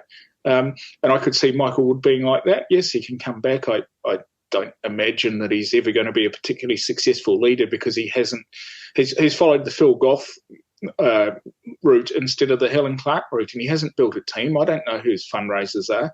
I know that he doesn't have that much money in Mount Roskill. He hasn't got the people working on policy in a paid position. I don't think he did any outreach to all the big donors in New Zealand who are really easy to find and always happy to talk to politicians. So yeah, I think he'll probably survive, but whether he is ever going to be Prime Minister, I'd be very surprised. And, you know, the other thing is that guy, you know, you in the time it takes you to blink, you think, Jesus, he's a greasy little prick. And, you know, why would I vote for him? He's got a weird haircut, and he's just a strange guy. What about Kerry Allen? Yeah, look, I have some sympathy for Kerry, who had some obvious issues with alcohol, but she was someone that probably should have done a whole lot more and a whole lot better. And the reason that I say that is she's actually a really warm and engaging and positive person. But, you know, drink and her lack of discipline cost her, and in the way that many elite athletes with plenty of talent don't quite make it because they're not disciplined enough. If she had have followed the Helen Clark model and built a team and built capability and not turned up hungover and yelled at staff because she was in a bad mood because of a hangover, she had huge potential, but she couldn't do those other things that were necessary to succeed. Do you think that there's some merit to the lines that were being run by some in the media that attacks on her were racist and misogynist? Nah, she was horrible to her staff and they acted up. They thought, this has gone too far, we're going to nail you, and they did. So it's an internal job. Yeah, I think that the public service were really, really upset about everything, and they got stuck in. And it takes a lot for that to happen. I don't think it was inside Labor. I think it was inside the public service because they're all sick of having her abuse their staff. When these sorts of stories hit, there's always a whole lot of people that go out on Twitter and go, oh, this looks like the work of Simon Lusk and Cameron Slater. And they attribute these attacks and label things dirty politics because of Nicky Hager's book. But the reality is far different. Sometimes we wish we could claim, absolutely. I mean, I have a policy of never complaining if I'm blamed for something and never correcting anyone if they give me credit for something, because it all just sort of balances out. But we get way too much credit for stuff that happens. Well, that's the thing with dirty politics, wasn't it, is that Nicky Hager wrote that book with a worldview and a lens that is of some devious, dirty, despicable politicians. But he wrote it about us, and I just laughed and laughed and laughed at the heroic assumptions that he made in that book. Did you laugh the same when you read it? Oh, I didn't read it. I'd written a fair bit of it. I didn't need to. I just thought it was funny. And it was great for business. I mean, periodically we joke about sending Nicky all our emails again so we can get some more work. Well, that's the thing. But, he had this idea there was a diabolical master plan of nastiness that was out there involved in politics. And the reality was just a couple of blokes that were having an awful lot of fun. Oh, yeah. Yeah, and, doing some stuff to correct the failings of our system where we do have some pretty despicable people in politics, and they do need to be removed. And, you can't make stuff up about people. There's got to be a kernel of truth in it to be effective. But, there's not many people in Parliament that have a whole lot of people willing to defend them as being really good people, because most of them aren't. Which then brings me to a final kind of question. We've talked about who you are impressed with, who you respect. Who are some absolute, deadbeat MPs, and you think, what on earth have they ever achieved and why are they there? Oh, there's way too many to comment there. There's got to be some top ones, though. No. In fact, the criticism that I'd always level is the failed leaders. They're the ones that are the most disappointing. They knew what they wanted to do, and they'd seen Helen Clark do it, and they didn't copy her. They're the ones that I just have the utmost contempt for. They're just amateurs trying to play in a professional game. And, Clark showed how to do it. She did it wonderfully. Joyce, Kirk, Brash, Key, they are very, very effective as a team too. And the people that I really don't like are the ones that just think that they're going to be like Jacinda. They'll become leader and everyone will love them and they'll succeed. And it doesn't work like that. You actually have to do a whole lot of hard work over a lot of years. So look at the Labor Party, we had Phil Goff, and then we had David Shearer, and then David Cunliffe, and then Andrew Little, and then Jacinda. You were saying that those four blokes that went before Jacinda's really an accidental leader rather than a planned leader. But the other four absolutely believed that they'd get to be the leader of the Labor Party, and then eventually they'd become Prime Minister, and then people would love them. Yeah, and Andrew Little was quoted as saying, well, I don't think you can plan what you're going to do as leader until you become leader. And I go, well, that's just moronic. Of course you can plan. You can plan for all sorts. You can plan for many different scenarios. It's not something that is unknown. I mean, you're going to have elections. You're going to have to recruit candidates. You're going to have to fundraise. That you need good policy people. All these things are known, and they don't do the work. They think that what's really important is hanging out in Parliament and talking to each other instead of doing the hard work to develop the policy and drafting the legislation and stuff so they can affect change. And then if you look at the National Party, we had Simon Bridges, we had Bill English, we had Simon Bridges, we had Todd Muller, we had Judith Collins, and now we've got Luxon. Is this the same sort of thing that we had with the Labor Party, or is it slightly different? I think it's slightly. I certainly think that the three opposition leaders that have that weren't, so Bridges, Muller and Collins didn't do the work necessary over the decades preceding to succeed. And, I think that the history proves that out. I think that Luxon's lack of preparation and lack of professionalism is being shown by us having the worst government in living memory and probably in New Zealand history that can't deliver a thing, and he hasn't been able to prosecute the case against the Labor Party. I mean, it's just ludicrous that he can't prosecute the case that this government really aren't fit, probably to be running a fried bread truck, let alone a country. And they haven't prosecuted the case. Now, I think some of them have. I think Mark Mitchell has done a really good job on crime, but that's really easy to do. But, I don't hear them going on and on and on about truancy, which seems to me to be a pretty important thing, and that I think that most people would agree is important. And that, the Ministry of Education should be up in the House every week saying what she's doing about truancy, and she just isn't. And a fairly basic stuff like that, there doesn't appear to be a plan to do. Which is why it looks like it's still a close-run thing and harder to pick than a broken nose for this election. Yeah, look, it is. I think that there's a higher likelihood now of a national-led government, but the combination of that government and the form that it takes is in some doubt. And if Winston doesn't get 5%, that split vote may end up with a Labor Green Maori government because Winston's vote's wasted. And, that would be very, very frustrating because he's so close. But if people choose to vote for other minor parties that have absolutely got no chance, they're basically gifting government to Labor, Greens, Maori, and people that I'm pretty sure your listeners don't particularly like because they won't talk to you. And I think that's something that they all need to be thinking about. Who actually listened to us? Who was willing to talk to us? Who turned up at the protest? Because most of them just refused to. And then who's got a chance to get into Parliament? And for my money, that means Winston. He was the only one that went to the protest and talked to everyone. He still talks to them. And he's got a chance. I don't see the other minor parties having a chance. So you don't think Matt King's got a chance? I think Matt King hasn't got a hope in hell. That poll was pretty definitive. I mean, he's not going to win Northland, and there's nowhere in the polls where he's anywhere near 5%. It's just not going to happen. Well, I mean, he told me that their strategy was to win Northland, and that was how they were going to get into Parliament.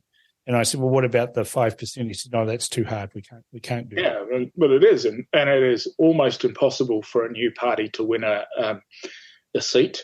And there's examples of people doing it, but it's not frequent. More examples of them not. Yeah, and Tariana Turia did it. There's been other people that have won seats, and Chloe Swarbrick won Auckland Central, and she deserves admiration for that. She won a seat. She did the work. Yeah, and she's a good politician that people like. I don't really agree with her on much, but doesn't mean that you can't admire her for winning and being effective. I mean, the national candidate, I think, was thinking she was just going to inherit Nikki Kaye's seat and get there just because she turned up with a blue rosette. And she's one of those candidates I think is a one and done. Yeah, I don't know. I think she might be back. I know her a bit better than you, I think, and I know some of her ex-boyfriends, which she's probably embarrassed about. But I think she's better than that. If it hadn't have been such a terrible election for for National, she might have won. She was pretty close and very hard-working, very competent woman. Well, speaking of competence, she can't be that competent. And I know that you know her better than me, but she did have Hamish Price as her campaign chairman. Oh, yeah, and she had, I think, Jordan Williams and Luigi Widgui as her boyfriend different times. You got to wonder about her judgment, don't you? Yeah, you do have to wonder about that. Yeah. The overriding thing that I'm getting from you is that you respect competence and you disrespect incompetence. Yeah, and, I'm absolutely clear with candidates. I don't really expect my political views to be represented by them. I'm there to help them win. And it's I don't agree with many politicians on much of anything really, but I still work with them all and I work across the spectrum. And I've run Wananga with Maori who are all very pro co-governance and I'm not pro-governance, and I keep telling them that they don't need a hand up. It's not the Special Olympics. They're actually better than their competitors. and they're cheating because they've inherited some wonderful advantages by being Maori. And, they disagree with me on heaps of stuff, but we still work together and we get along well. And I think that's the more people I get to know from the old Labour Party, the more their view is that, it's like a game of rugby. You have a tough game and you have a beer afterwards, but you don't hate each other and you keep working. And, I think that the backroom guys that we both know, like Chris Trotter and Shane DePoe and John Pagani, those guys are always great to catch up with. Matt McCartan. Yeah, and, John Tamahiri, they're just people that are realists. And, they know that sometimes they're going to win, sometimes they're going to lose, but they don't take it personally. Well, that's the thing, that's why we talk to them. That's why we engage with them, because they don't take it personally. And by engaging with them, we can share ideas that they might want to pick up and adopt as well. And the world, it becomes a better place because we've maintained that discourse. And, Matt McCartan did a great job getting Kathy Casey on the Auckland Council, just ran a wonderful campaign. He just deserves admiration for that. Yeah. Well, I better let you get back to your hunting commitments. Yep. They're far more important to you than politics. Yep. And I appreciate the time that you've taken to share a little bit about the inside back rooms of politics and the fact that you are paid to win, not lose. Yeah, thanks, Cam. No worries. All good. I'm pretty sure that Simon Lusk and Matt McCartan would enjoy a good yarn and beer together. Now you can see why. For someone in my line of work, how important it is to keep political lines of communication across the political spectrum. I hope you enjoyed hearing his pearls of wisdom as much as I enjoyed talking about them with him. Fill that mailbag with comments. Send them to inbox@realitycheck.radio or text to 2057.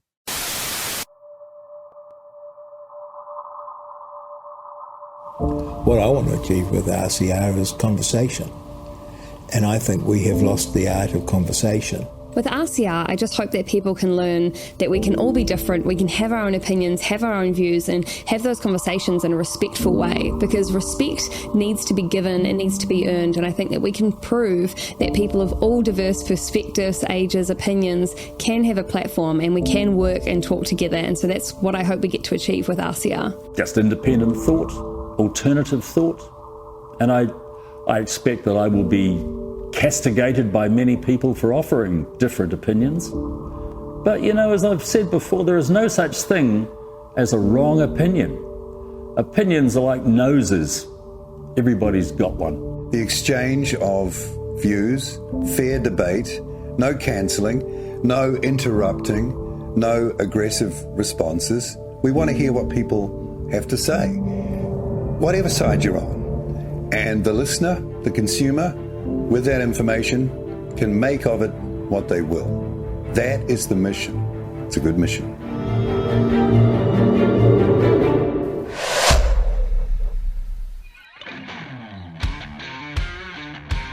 You're listening to The Crunch with Cam Slater, right here on RCR, Reality Check Radio.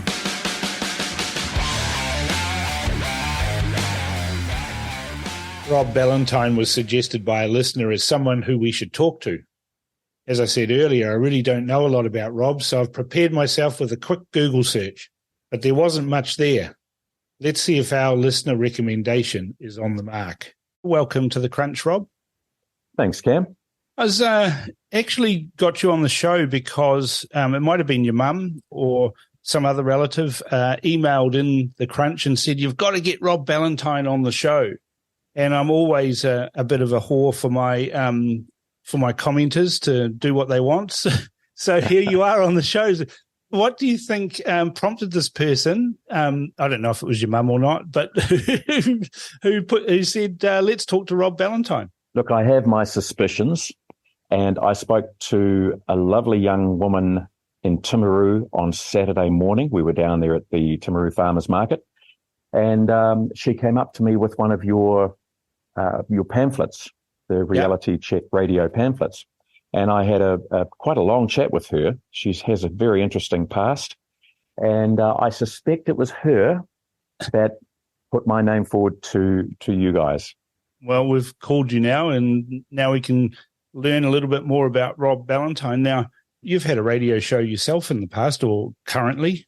It was 20 odd years ago now, actually, Cam, in Ashburton. I hosted a farming show called Hay Fever and Headphones with Rob Ballantyne, and it was more successful than I gave it credit for at the time, because when I left, I'm told it had quite a big impact on the station, and not that it was really my doing, but anybody who had hosted it at the time. Obviously, farming in Ashburton's massive, and if you take all of that advertising potential away, it is obviously going to have a financial effect on the radio station. But it opened a lot of doors for me. It was incredible how many people listened to it, I believe, and people years later were still saying, "Hey, I remember you from somewhere."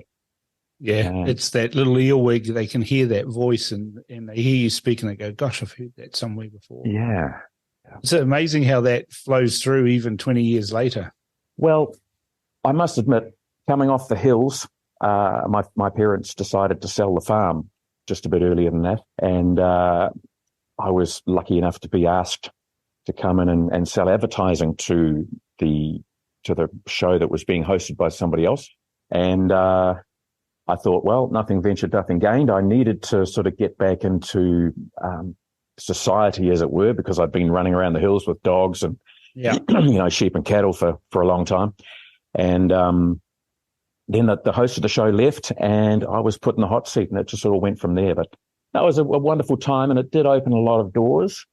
And as a candidate for Rangitata now, I would have liked to have thought that the public speaking ability that came from that show might have carried on, but it doesn't. It's not like riding a bike. And I have to reinvent my whole sort of public speaking ability as I go around now. So, but I know I can do it. It's just getting back on the horse, really. Yeah. Is this the first time you've stood for Parliament? Absolutely. And I never, ever thought in a million years I would. So what called you to that then? So like many, particularly South Island rural sort of thinking people, sitting on the couch or in the tractor or wearing your earbuds around, the farm, increasingly over particularly the last 3 years, I've become more anxious, concerned, at times somewhat angry about the direction that the government has been taking us. And it seems that there is a disrespect for those who have built their lives in this country for, in my case, 5 generations. But as I say, I feel as Indigenous as anybody here, and I was going to ask you about that. I feel like I'm being marginalised, and a lot of people I talk to say, I don't even feel like this is my country anymore. And I thought, my God, we're all leaving it up to the days and the someones, and it's not being fixed by anybody. And I thought, well, it comes down to each and every one of us. So I stood up off the couch and I thought, right, who am I going to attach my flag to? And I looked around, and it seemed that New Zealand First was by far and away the party that I found resonated most of my own values. Yeah, I get asked by potential candidates all the time which party they should stand for. And I say to them, and this is all across all parties, people, supporters of parties and things, they ask me what I should stand for. And I always say to them, you need to find out which party resonates. And I use that term deliberately because all too often you see these careerists, politicians, people who've really not had many jobs and haven't lived in the real world, wanting to choose a party, but nothing actually resonates with them because they haven't lived. And I think, it's interesting that you use that word because it's the same word that I use when I'm talking to potential candidates. Yeah. And I think resonates is something that's more personal, is deeper than saying, rah, rah, rah, I wear a blue shirt, or rah, rah, rah, I wear a red shirt. Look, I totally agree. And for me, and I think a lot of the candidates that are standing, and it seems that looking around the table at Candidates College and the conference and things, There's so many new candidates, and that's to be expected when you haven't been in Parliament for 3 years. But the one thing we all have in common is, well, not all of us, but most of us have come from our own jobs, our own careers, our own lives, and we've all had enough of the direction we're going. And it's coming from the heart, which I think is what you're saying is we're not looking for a new income stream. We're looking for a new direction to take the country because we're not happy with the current one. Does that feeling, that overriding feeling that the country is not on the right direction or has lost its way, it's not just the last 6 years, is it? I get the feeling that it's a little bit deeper than that for you. Yeah, you're right. I mean, it stems right back to, I guess, let's not put too fine a point on it then. The Waitangi Tribunal, when that was established, it suddenly gave all sorts of people renewed hope that their grievances might be heard. And look, one thing I need to say straight off the bat is that none of us in New Zealand First are anti-Māori. No. But there is a sector of Māoridom that is causing a lot of harm and is threatening our democracy and our freedoms. And it's been coming along for a long time, as you say.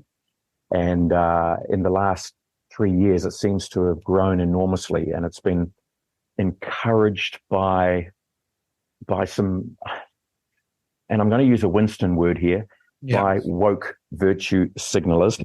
Yeah. And it doesn't sit particularly well, and that's putting it politely, with South Island battlers who have grafted damned hard for many, many generations to create something special. And now we seem to be having all these threats coming in and undermining what we've built. And I'm against it. And I can't sit on the couch and whisper to my partner, I don't like this. I need to get up and stand up and shout it and do something about it. So you're literally standing your ground. Absolutely. Yep. Yeah. And look, I might get run over. That's part and parcel of putting yourself in the path, you know? Yeah. But you're putting yourself out there and you're saying, look, I've got an opinion on this and I'm going to do something about it. Yeah, that's fair. But you're a man of action, aren't you? You've worked in farming, you've worked in sales, and I always think sales is a perfect training ground for politicians, but not too many sales people make it into Parliament. And I think that's probably because they have to take a haircut. You're absolutely right. I mean, I started off quite young, obviously in a farm. I mean, everybody's selling themselves to one extent or another, right? Absolutely. From the day you're in school. But, you start off, you're selling livestock on a farm. And I spent some time selling real estate with Pinegal Guinness after the farm was sold. Obviously, the radio advertising and there was stock feed and things. And nowadays, I have my own fertilizer importing business. So take a haircut to go into politics? Probably.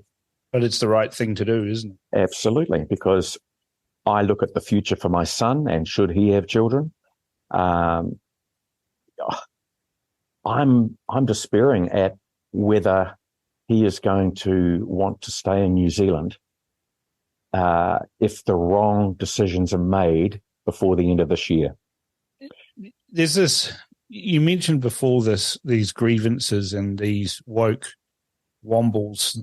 I think it's more sinister than just woke virtue signalling type people. There are a group of New Zealanders who are inherently racist and very vociferous and have somehow got the media on board with their agitation to the point where anybody, I mean, you've got, 5 generations in New Zealand? Mm-hmm. You say you're as Indigenous as the next person, and I feel that way. You're probably right. In fact, you've been in New Zealand longer than I have. I mean, I was born in Fiji, so I'm what they'd call a settler. But it's funny, in Fiji, I'm called a Kaiviti, and that means Fiji born, and that's anybody who was born in Fiji is a Kaiviti, and foreigners are called Kaivalangi. But here we've got in New Zealand this group of people who think because they've got an ancestor in the past that was Maori, that they have special rights above everybody else, when demonstrably the treaty says otherwise. But now we got this revisionist history that is dividing society, where people are called either Maori or settlers, which is so divisive. Absolutely. This is where you bang on, and New Zealand First is all about equality for all. We're not interested in separatism. We only have to look at Zimbabwe to see where that leads. And we, I won't say all of us, but some of us realize that co-governance will quickly become self-governance. Yeah. And self-governance, we're told, will come with a price of $20 billion a year, apparently, that they want from mainstream taxpayers to fund their self-governance. And then you have blatant apartheid. Now, do we want to go down that road? Most people don't realize that you can't have democracy with co-governance. They're chalk and cheese. They don't work together. Well, that's the insidious thing about it, isn't it? It's been foisted on us in health. It's been foisted on us in a number of specific locations, and nobody voted for this. Nobody chose this, but it's been introduced that if we give something a Maori name and we put some Maori in charge, like the Maori Health Authority or whatever it's called, that it'll be wonderful from that day forward. And we're seeing now, especially in the health sector, that's not the case. This idea of separatism within a sector is now just growing, and the media are pushing it along. And I think part of that is the Public Interest Journalism Fund, where they basically have to have an editorial line that is pro what those sentiments are. And so there's nobody being critical of these, nobody standing up to them. That's what New Zealand First is doing, though, isn't it? Yeah, it is. And the issue is that if you stand up against it, you'll be shouted down as, racist. Yeah. And racism is one of the things that you least want to be labelled as because it sticks. And the one thing about New Zealand First that I like when it comes to the race card is that, in my view, New Zealand First is by far and away the party that has the greatest cultural mandate to sweep this ideological folly into the gutter. Oh, sorry, it may not be the gutter, but, sweep it aside and let us get on with our normal freedoms and democracy and the things that make New Zealand great. Absolutely. And one of the things we're also very concerned about is that once upon a time, New Zealand was the greatest little country on the planet. We had incredible standards of living. We had an amazing health system. Our Pharmac system was the envy of the world. And I think I'm right in saying that our exchange rate was once higher than the American dollar. Now we are on a spiral that it continues down in so many facets of people's lives, and we're all wondering where the hell it's going to stop. And somebody has to take control. It may not be what some people like. And Winston points out that there's probably about 8% of the radicals, the cultural minority, and maybe 92% of Maori ethnicity that don't really want to have a bar of it. And as I want to repeat that none of us are anti-Maori. I mean, Winston Peters is half Maori. Shane Jones is half Maori. I have my first cousin's oldest boy is Mike McRoberts. And he's a fine, I used to call him a young man, but none of us are so young anymore. No. He's a great guy.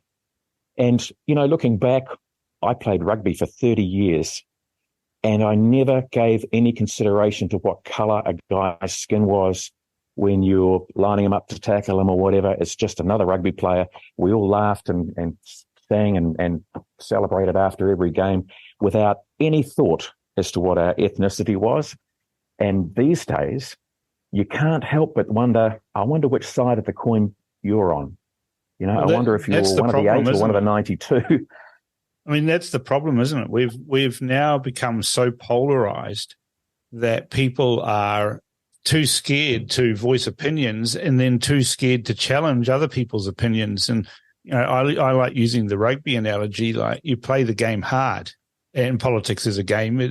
I always call it a game, the best game in the world because it doesn't have any rules. But but the thing about rugby, or indeed most sport, is that when you've finished competing, you then sit down and have a beer or a chat or a meal or something and have discourse with the guys that you were fiercely competing with just half an hour ago, even. Exactly. And it seems to me that we've lost that ability, that congeniality, that Kiwi, g'day, mate, how's it going? You know, talk to anybody. Now you're too scared to talk to people. Oh, look, I totally agree. It's become nasty. And it's a damn shame because some of the people, I don't know many politicians, but I know a couple, and I've got a lot of respect for Nicola Grigg. She's with National and so on. She works hard. She's good at what she does. Yeah. We grew up on farms that neighboured each other. And she's got a lovely family, and there's no way that anybody is going to try and force me to dislike her because she's on another team. Yeah.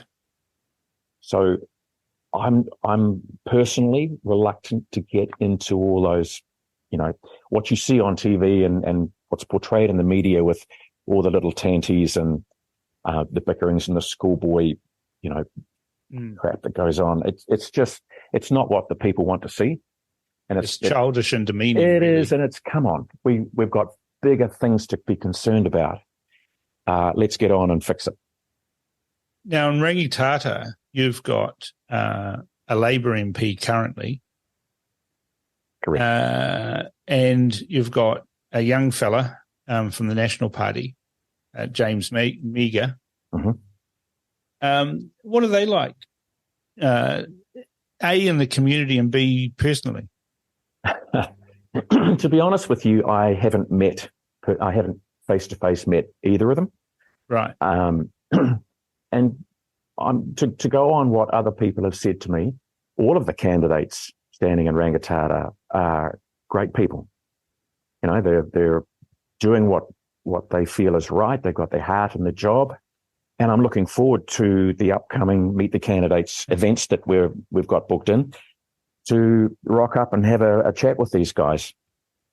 If you're going to get up off the couch and do something about the country and where it's going, then you've got to be motivated. You've got to have incentive. And what's more, you're putting yourself in harm's way because a lot of people just want to gobble you up and spit you out as quick as they can. Yeah. I look at all these other candidates and I say, well, good on you.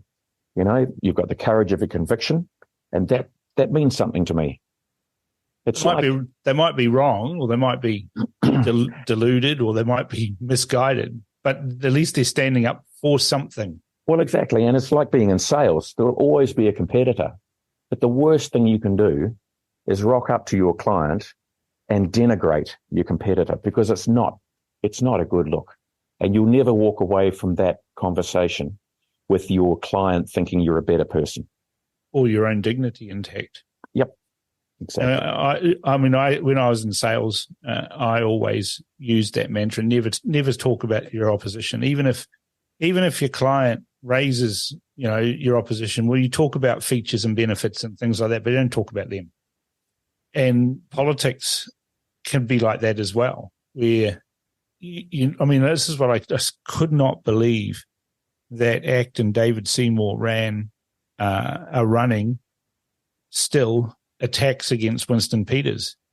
From a purely political point of view, you just don't do that. Secondly, negative ads can backfire on you, and I think this has backfired spectacularly. And Winston, I'm pretty sure, will be chuckling away over a scotch somewhere, thinking back to Napoleon Bonaparte's quote about the enemy: when the enemy's making a mistake, don't interrupt them. You're absolutely right.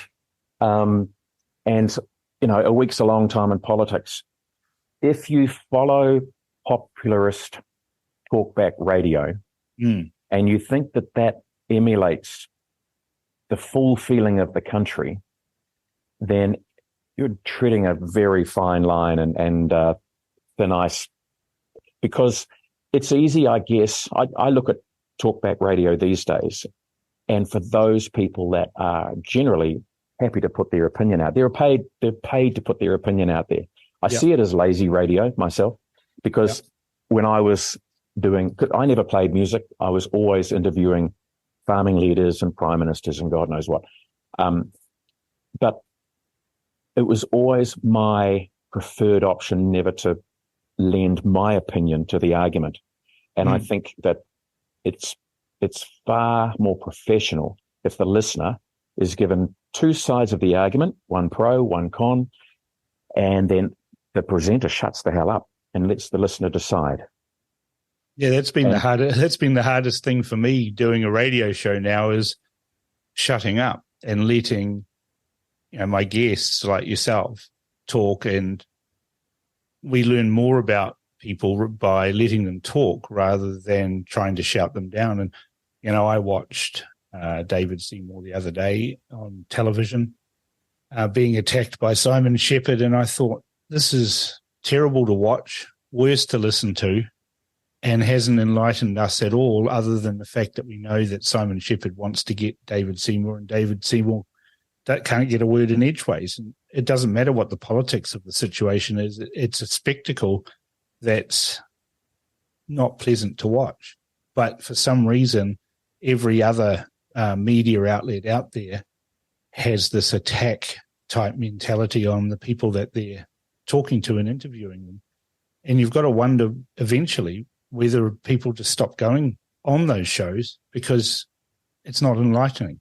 And maybe they start looking more towards Reality Check Radio and what we're doing, where we let people talk and we can understand what's driving them and why they're standing for the party that they're standing for, why they believe the things that they believe.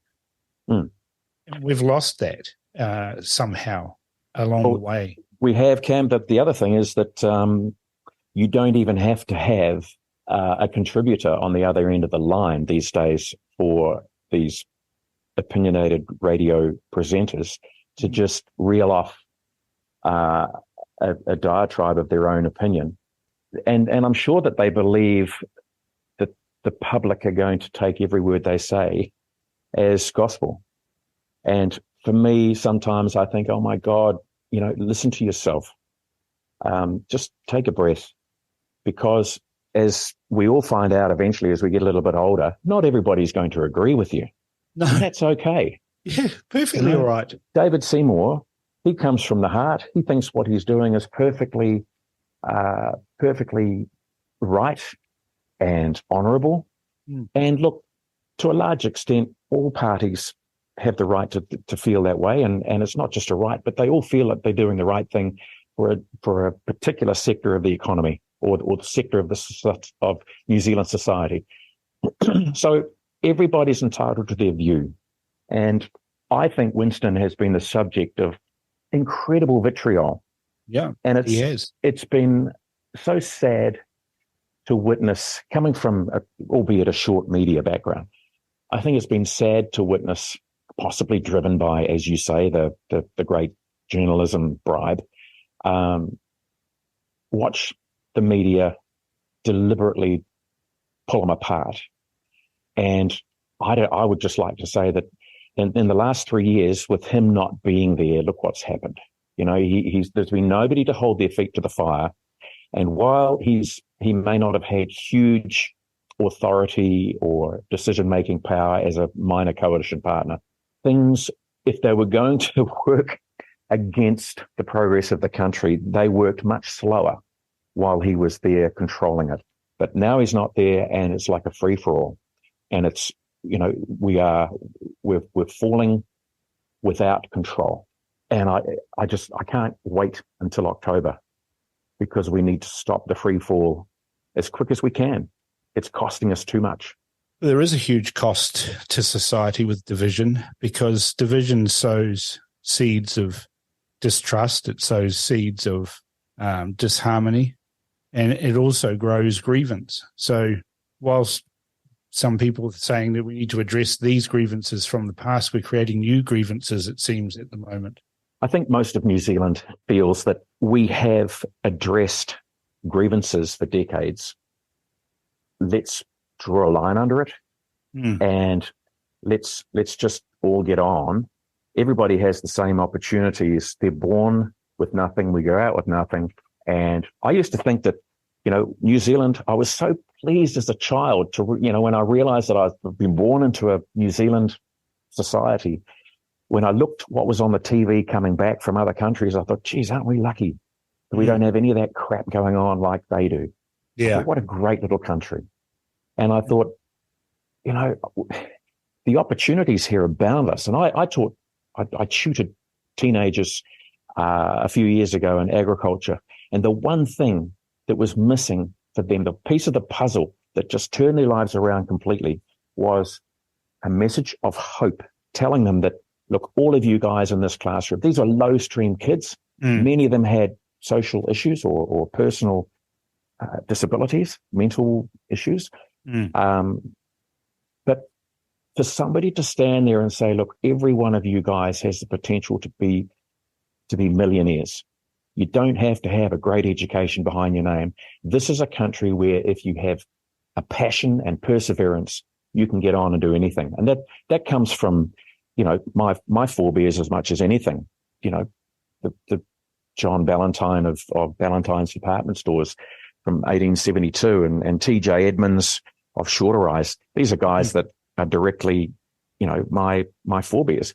And when I was brought up, looking at what they had achieved, to me, it was like anything's possible. And I'd been trying to tell these kids in school, look what you can do if you really want to put your back behind it.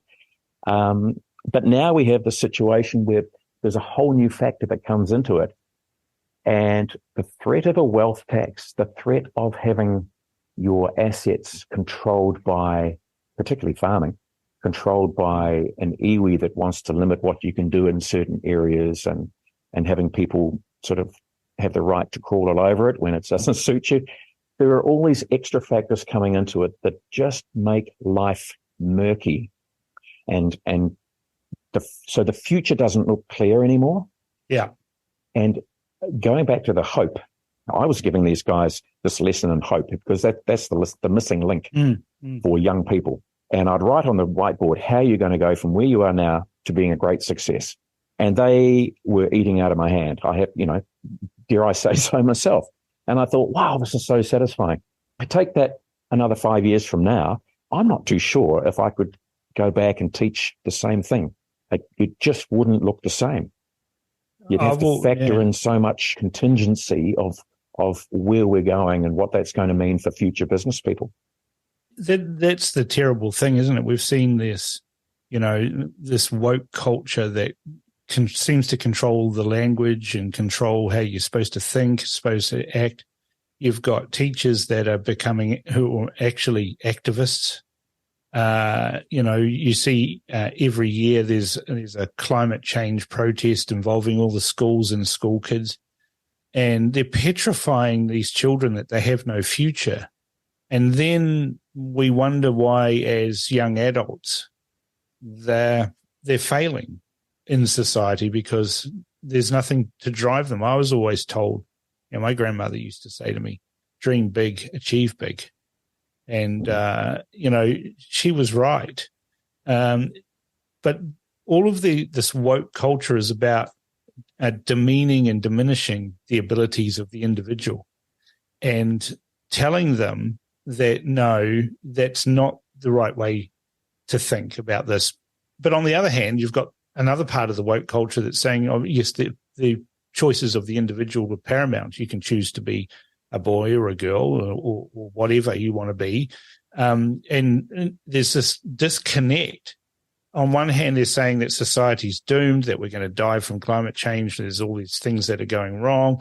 We need to have this and that and everything else. And on the other hand, we're saying do what you want, as long as it doesn't cross over onto those things over there, because You touch those, that's a third rail. We'll just excommunicate you from our group. Yeah. Look, and it's frightening them. It is frightening. The thing is, too, that I think it's, and New Zealand First feels that it's immoral to have gender identity being taught in primary school, to have sex education being taught in primary school. Let these kids be kids. There's plenty of time for that stuff. It's not like they're not even thinking that way at primary school. But who asked for all of this? Who said we want gender identity to be taught in schools? Was it the kids? Was it the kids' parents? Who asked for it? Well, that's a really good question. And how did it get there? I guess minorities who have in some way felt aggrieved while they were growing up, who have decided to have a gender change. Maybe it's it is woke to give these people all this oxygen to make yourself look caring and thoughtful and inclusive.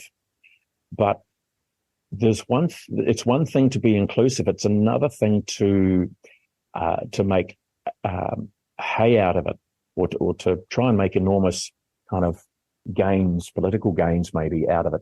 And I don't mean political in government sense, but workplace. But it's an agenda, isn't it? It's an agenda. Yeah. And I mean, these days you've got people going around looking for certain genders and certain ethnicities to bring onto their boards or into their workplaces just to make, because they feel that they should, to make their businesses look more inclusive to their market. Rather than hiring the best people, they have to be the best people because they are of a particular gender, of a particular ethnicity, whatever, which I think's in itself all a bit sad.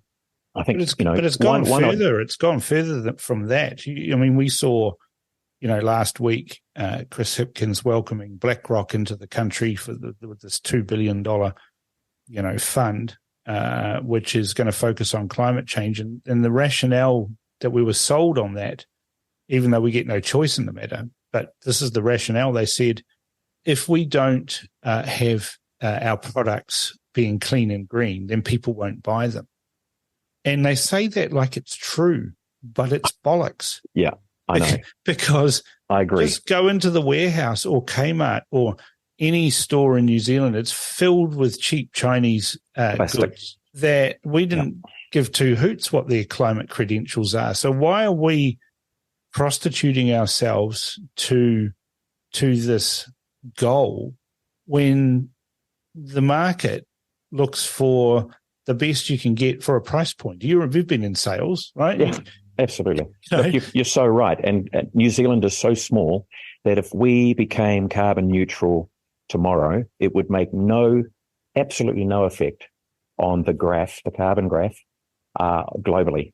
It would make no impression on it whatsoever. So why are we hell-bent on destroying the economy in the race to get there first?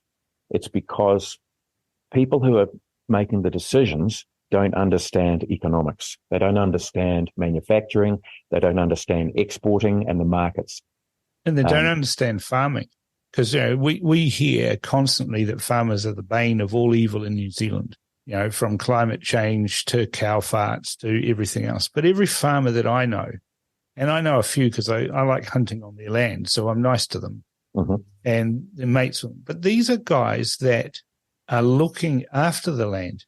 They're not trying to pollute water because guess what? That's how they feed the cattle. That's how they water the cattle, the sheep, and everything else on that. Water is important to them. Yeah, and it's about feeding a narrative, Cam, obviously. And look, we all have to admit that there is a very, very small percentage of land users who have made monumental stuff-ups in the past. Yep. And they're very obvious from the road when you drive past. And the neighbours are probably thinking, what the hell are you doing, man? Yeah. But that can be dealt with on a social level, very locally. Yes. If you're regular at the pub or whatever, or if you're in a sports team, or even just, within a rural community, the grapevine is thick and healthy. Yes. And it can be dealt with very easily. And look, the other thing about farmers is they're always looking for better ways to do things.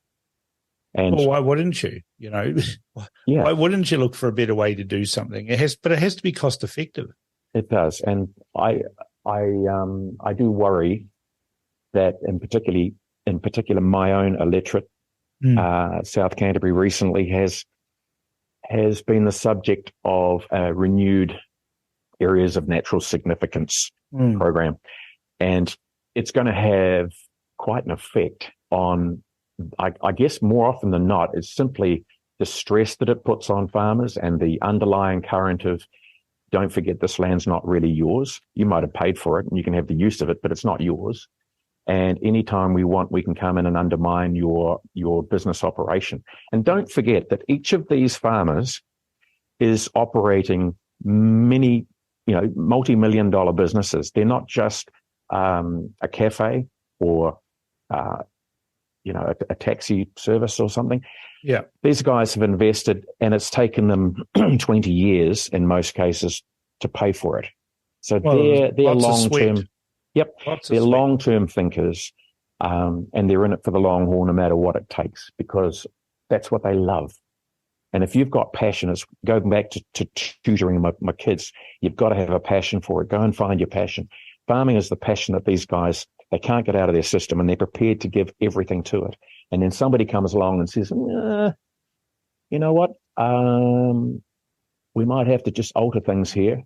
So it undermines the very foundation of what these guys have been doing. Don't forget that right now, we need the farmers, the productive sector, the fishermen, the manufacturers. We need them to dig deep and try and dig us out of this balance of payments deficit that we're in. It's becoming, it's astonishing how quickly it's grown. And it's part of the reason, I guess, that I'm here talking to you today, is that we have to stem the flow of debt, because we're thinking grandchildren now, not just children. It's going to take a very, very long time. We need to clear the way for the agricultural sector, the fisheries, manufacturers, even whatever is left of the mining sector. We need to get overseas funds into this country quickly. I look back on the Muldoon years, and I'm seeing a lot of the hallmarks now, is particularly in the economy. And I can remember debates on television where Muldoon would scoff at, opposition politicians talking about how the balance of payments deficit was huge, and everybody talked about it. Maybe it was my perception that everybody talked about it, but it seemed like everybody talked about it, and it was a concern that we had the balance of payments deficit. And it seems that these days we've got a balance of payments deficit where we're spending more than we're earning, and nobody's talking about it really, except for New Zealand First. Grant Robertson's going, our books are great. In a measurement of the OECD, we're about middle of the road, as if that means anything, right? It's like saying we're first at this or second at that or whatever. It means nothing other than to the people who are involved in that sport or that idea or that policy. Well, Cam, for a country that has now very limited mining, we have resources, but we're not allowed to mine them. Yeah. For a country that is the size that we are delicate in the respect that, yes, we can grow plenty of food, but the cost of getting them out of the country is we're a long way from our markets. Tyranny of distance. Yeah. So we are different to a lot of the countries that we're being compared to in many, many ways. And one of the issues that we have is simply a very small domestic population. Even Australia, with 5 times more people than we have, they have a great domestic market, and farmers can feed into that. There's demand to soak up the supply. We have more supply than we have demand for locally, so we have to export. And we have to provide our growers, our producers, with a platform to export without putting endless hurdles in the way without creating, when I think of just the most recent ones, we have ridiculous nitrogen limits now for coastal freshwaters that are impossible to achieve in many cases because the water coming in off I'm going to digress for a minute, but the water coming off the Alps is already high in nitrogen. Yes, but people don't realize, I've been in fertilizer for nearly 20 years. People don't realize that there's 78,000 tons of nitrogen above every hectare of ground. And if you look up at the Southern Alps on a nor'west evening and see the flashing of lightning, the lightning is stripping nitrogen out of the atmosphere. It washes down in the rain to the creeks and rivers, and it goes down those rivers all across the plains and down into the aquifers. And farmers are pumping that water up and irrigating it out. It has nitrogen, a small amount of nitrogen in it, but it's coming in at 3.2 and they want it to be 2.4. This is milligrams of nitrogen per litre of water. They want it lower at the coastal freshwater than it's coming in at the top in many cases. And, farmers are worried that they're not going to get their irrigation consents renewed because regional councils, oh God, don't get me started here. Filled with wombles. Well, look, regional councils have been great, except now we have designated seats with iwi, non-elected iwi, with the power of veto over any decision they make. And it's causing a lot of hassles. It's undemocratic for a start. Oh, look, yeah. But farmers, they're stressed enough. As I say, they're running multi-million-dollar businesses. They don't have in most cases, they don't have a board of directors or an accountant and a lawyer on their staff. They're just mums and dads, and they're trying to battle this endless bureaucracy, these roadblocks that are put in their way day after day. And I brought Shane Jones down to mid-Canterbury, and I took him around and showed him some of the problems with the rivers, the flooding, the nitrogen issues and all this. And he said, look, go on by Monday. Get us half a chance. Get us in there. Go on by lunchtime on Monday. But we've got to couch that by that was one of the greatest lost opportunities, wasn't it? Yeah. The RMA reform is just stagnated. John Key had a chance to do that, but he refused to talk to Winston about it. So it's a lost opportunity. That's 10 years later. We're no further along on RMA reform, and any RMA reform that this government is producing is likely to end up with a more bureaucratic mess. Well, look, I think it would be prudent of Chris Luxon to take Winston under his wing and say to Winston, look, you're best placed to make these changes. You have the cultural mandate to do it. It's going to look a bit kind of tricky for me to do it.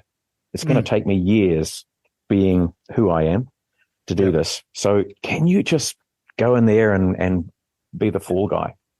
Go and clean it up for us. A good rational response. I'm not sure Christopher Luxon's that smart, though, sadly. Oh, look, he's a smart man. You don't run an airline without having the smarts. So I think he's a smart guy. I have confidence. I mean, let's face it.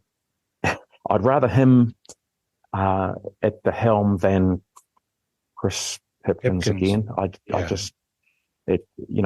Personally, I will be selling if Hipkins and if the left get back in, I will be selling property. I'll be taking money out of the country because I just see that it's going to be really difficult to do so. This is what South Africans had to do. And then after a while, they couldn't take their money out. Yeah. So there'll be a lot of money leaves this country early. You put a wealth tax into place and the wealthy will just leave. Gone. Property's going to crash and there'll be nobody to take a wealth tax from. No, that's right. Just a last point. I noticed in your New Zealand First profile that you say that you're a staunch nationalist. Are we allowed to use that name, that title, nationalist? We don't see that very often. But you say you're a staunch nationalist. Now, don't get me wrong. I used to be a globalist, thinking that if we do all these things around the world, that everybody will sing Kumbaya and we'll all get on well together. And the reality of the situation is that it isn't. So I've kind of become a nationalist, but I'm interested in that term. why you use that? Well, like I said, it was written about me, not by me. But I'm not going to shy away from it. I love this country. I absolutely love it with all my heart. Mm. And I desperately want to see a turning of the process of government back to how it used to be. Yeah. And I'm not seeing enough people get up and make a noise about what they're seeing. What's most worrying is that most people are not seeing it. Most people are asleep at the wheel, and they're told that, oh, look, co-governance is fine. You know, bring them around the table, let them in, give them a say. Well, that's just the beginning, and most people don't see where that's going to lead. Now, I want to get this country back how it was when I was growing up. I want New Zealand to be proud of itself again. Yeah. I want it to become more like Norway than Zimbabwe. And if that's going to get me into trouble by labeling me as a staunch nationalist, then bring it on. I don't mind. Yeah. Like I said, not everybody's going to agree with me. Not everybody's going to agree with New Zealand First. And everybody has the right, well, so far, everybody has the right to feel the way they feel. That may change. Yeah. But I will defend democracy and freedom of speech and the maintaining of capital incentive for people to get out of bed and work hard. Because let's face it, we're all missing great uncles that went off to war to defend us. And I'm not going to sit around and waste their lives by letting it go now. And on that note, Rob Ballantyne, I wish you all the best for the election. And hopefully we're going to have your voice in Parliament, because you sound like a very sensible bloke. And we need sensible blokes in Parliament to check the excesses of the past. So I wish you well for the election. And thank you for coming on The Crunch. Thank you, Cam. It's been a pleasure. No problem. Wow, Rob has a voice made for radio, and that's a real compliment. But what an engaging fellow. He shows a deep commitment to New Zealand and a genuine love of the country and people. It's people like Rob who we should be encouraging to stand for Parliament, rather than the usual bunch of political careerists. I hope Rob has a decent list ranking so he can bring that warmth to our Parliament. Do you think the same? Don't forget to send comments to inbox@realitycheck.radio or text to 2057. You're listening to The Crunch with Cam Slater, right here on RCR, Reality Check Radio. Now it's time for Cam's Buddies. I've decided to focus in the next few weeks leading up to the election on what my buddies think about various political leaders. I regularly catch up with these mates, and they always give me their unvarnished views of anything, even if they disagree with me.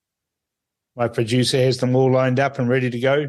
Let's hear what Cam's buddies have to say about National Party leader Christopher Luxon. Good afternoon, Paul. Welcome to Cam's Buddies. Good afternoon, Cam. I thought I'd change it up a bit this week and throw a name out to you. We're in the middle of the election campaign. We've got politicians all vying to be the next Prime Minister or retain their jobs.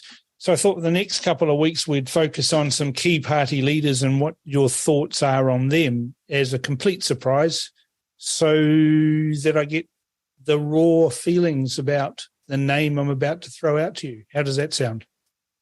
No problem. If I know them, I'll tell you how I feel about them. All right. Well, this week I'm going to ask all Cam's buddies what they think about Christopher Luxon. Christopher Luxon, I think he's a very interesting character.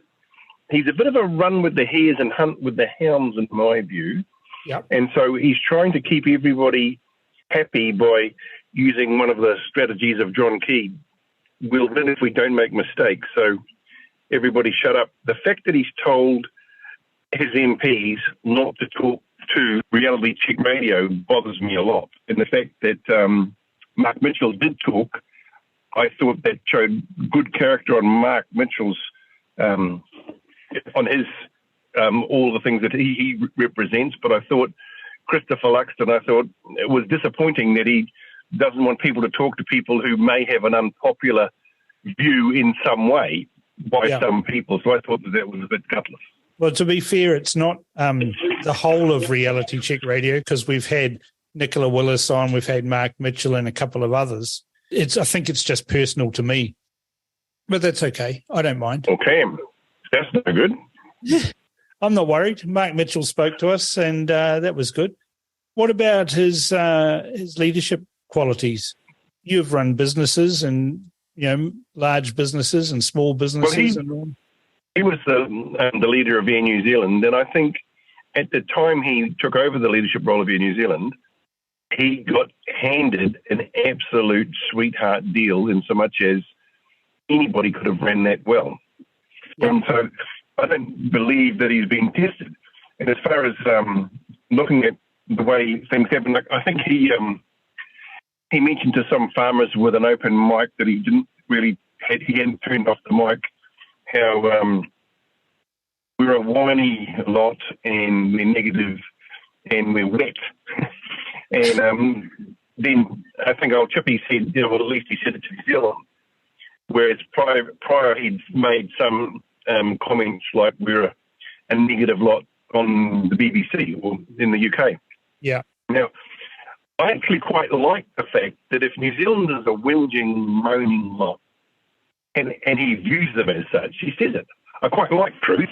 So most New Zealanders I find aren't whingy, though. There's a group that are, but most New Zealanders I find aren't whingy, and most farming types are get on and do it types. So I think his leadership, I like people to be real, and the fact that he said that, I think that's real. The fact that he said it behind with a mic problem, but I think he backed it up as well and just said, he said, well, I think New Zealand's a great place, but I just don't like whingers. And so I'm thinking, well, that's okay on his part, because none of us really like whingers.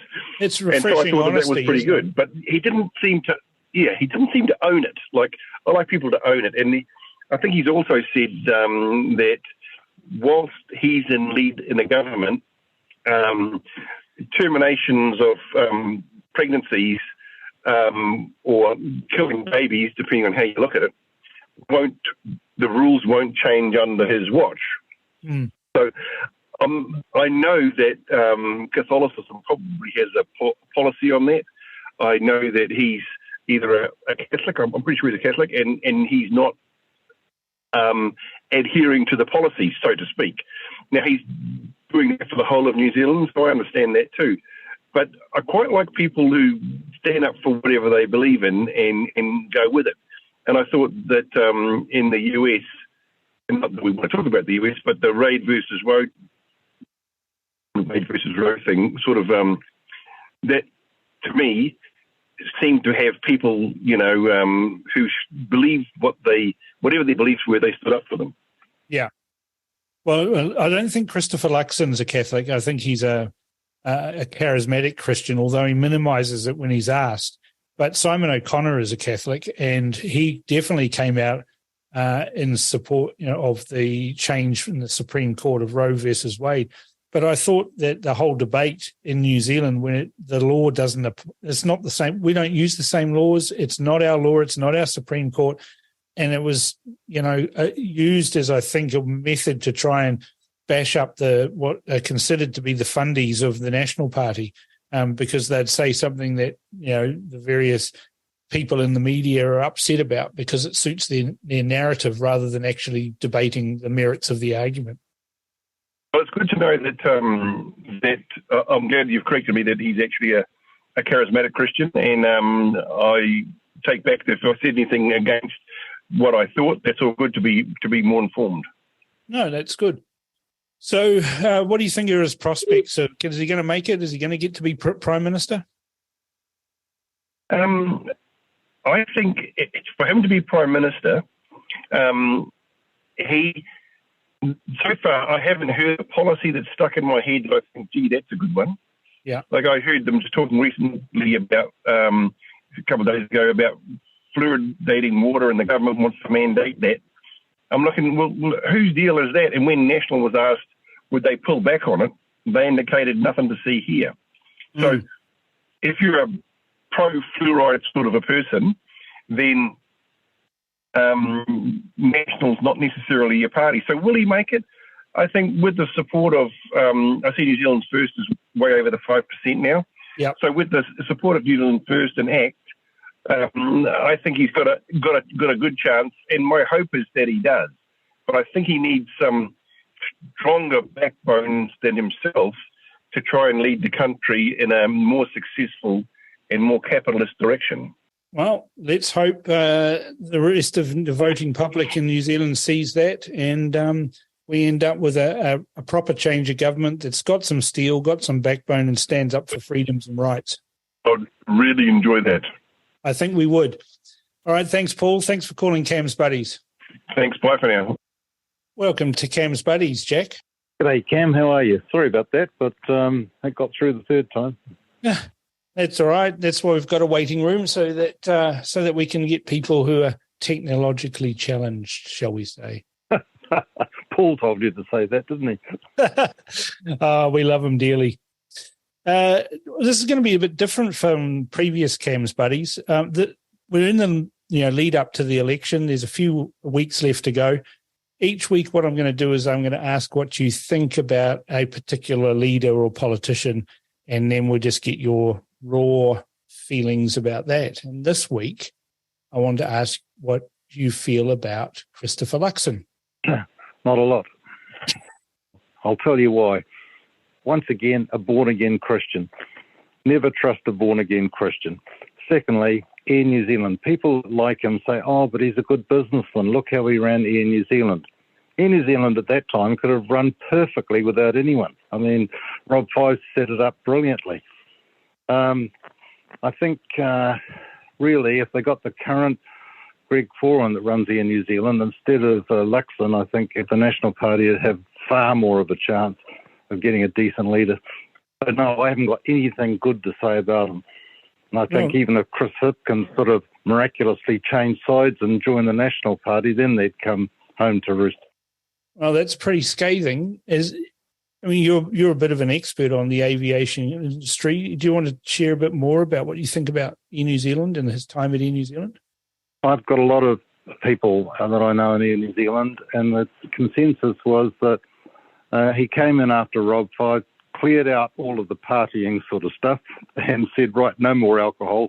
This is serious business. That's fine for those that think that way. But what was worse is he never talked to anyone. All the different groups, flight planning, flight attendants, engineers, pilots, there's heaps of them. He never talked to them. He just barked out orders from his ivory tower. So a leader by fiat rather than consensus. Well, you could draw that conclusion, yeah. Well, anyway, he doesn't do it for me. Doesn't do it for you. I don't think he does it for a lot of people. And there's another thing. Yeah. When that bully from Tauranga came on and was exposed, previous bully from school, Luxon supported him. Right. I think that was a bad move. They should have tossed him immediately. Well, yeah, and it's funny because all over Twitter and social media, I know you don't follow anything on those, but people are constantly bringing up that particular case. Usually when Christopher Lux is talking about some other MP's failings, then they throw that in his face. So there might be still some merit in that. There might be still some merit in that criticism. But you can't find any redeeming features in Christopher Luxon? None whatsoever. What are you going to say when he becomes our Prime Minister on election eve, if that happens? I'm going to say what a lot of other people are going to say. Oh, no.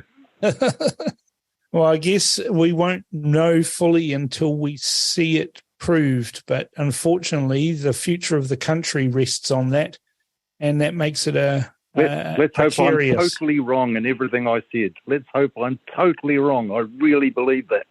Well, we won't know until the election. So, but anyway, we won't. It's good to hear your thoughts on that, Jack, and I'll talk to you next week on Cam's Buddies. My pleasure. Cheers. Thanks. Hi, Jimmy. Welcome to Cam's Buddies. How are you? Hi, Cam. Good, thanks. What do you got for me this week, Cam? Okay, I've got a bit of a trick question. I'm going to spend the next few weeks asking about a particular politician that I've chosen at random, or not so random. And this week's politician that I want you to tell me how you feel about him is Christopher Luxon. I think Christopher Luxon is a smart man, but unfortunately he comes across as a bit insipid where he's trying to please everyone. You're never going to please the left, so don't bother. Like, you know, I guess he's trying to get centre voters, but he just won't seem to make a line in the sand and make a stand, you know. I've seen him do it a few times, but not really, you know. It's just not quite clear to me where he stands. Yeah, he comes across to me as inauthentic and rehearsed. Is that the feeling that you get? It's not clear. Yeah. It's just sort of, you know, you kind of can't predict his response, whereas other leaders, say Winston or Seymour, you know that basically the answer they're going to give, or even James Shaw, you know, they have a stand on things. Yeah. But Luxon is just not prepared to do that, and I just don't know why. You know, he's the leader of the National Party, and it's quite clear where he should be, in my opinion. But yeah, you've voted National in the past, haven't you? Yeah, I've voted for a lot of parties. Yeah. But at this election, you're looking at Christopher Luxon and you're going, yeah, not for me? No, he doesn't. In my situation, I just don't think he articulates a clear enough vision of how we're going to undo this socialist sort of state that Ardern and Hitkins centralised everything into, and I want to see it undone, and I don't see Luxon articulating a pathway to do that, or all I see is him potentially just keeping everything and just making it more efficient, basically, which is not what we can afford anymore. That's kind of what I've been saying for months and months and months on end. Now, you're in... sorry, you go. Well, to be fair, John Key was roughly that as well, right? He called Working for Families communism by stealth and then proceeded to not do anything about it and increase it. So it's a bit of an issue. They're all the same, aren't they? Yeah, just managers of Labor's shifting around of our country's democracy. Yeah. Mm. Yeah, whereas, our other mates. Sorry, I interrupted you again. Naughty me. Our other mates, Winston and Seymour, you know, they're saying quite clear things, pathways to undo stuff that a lot of people don't like. Now, you're in a related industry to the building industry.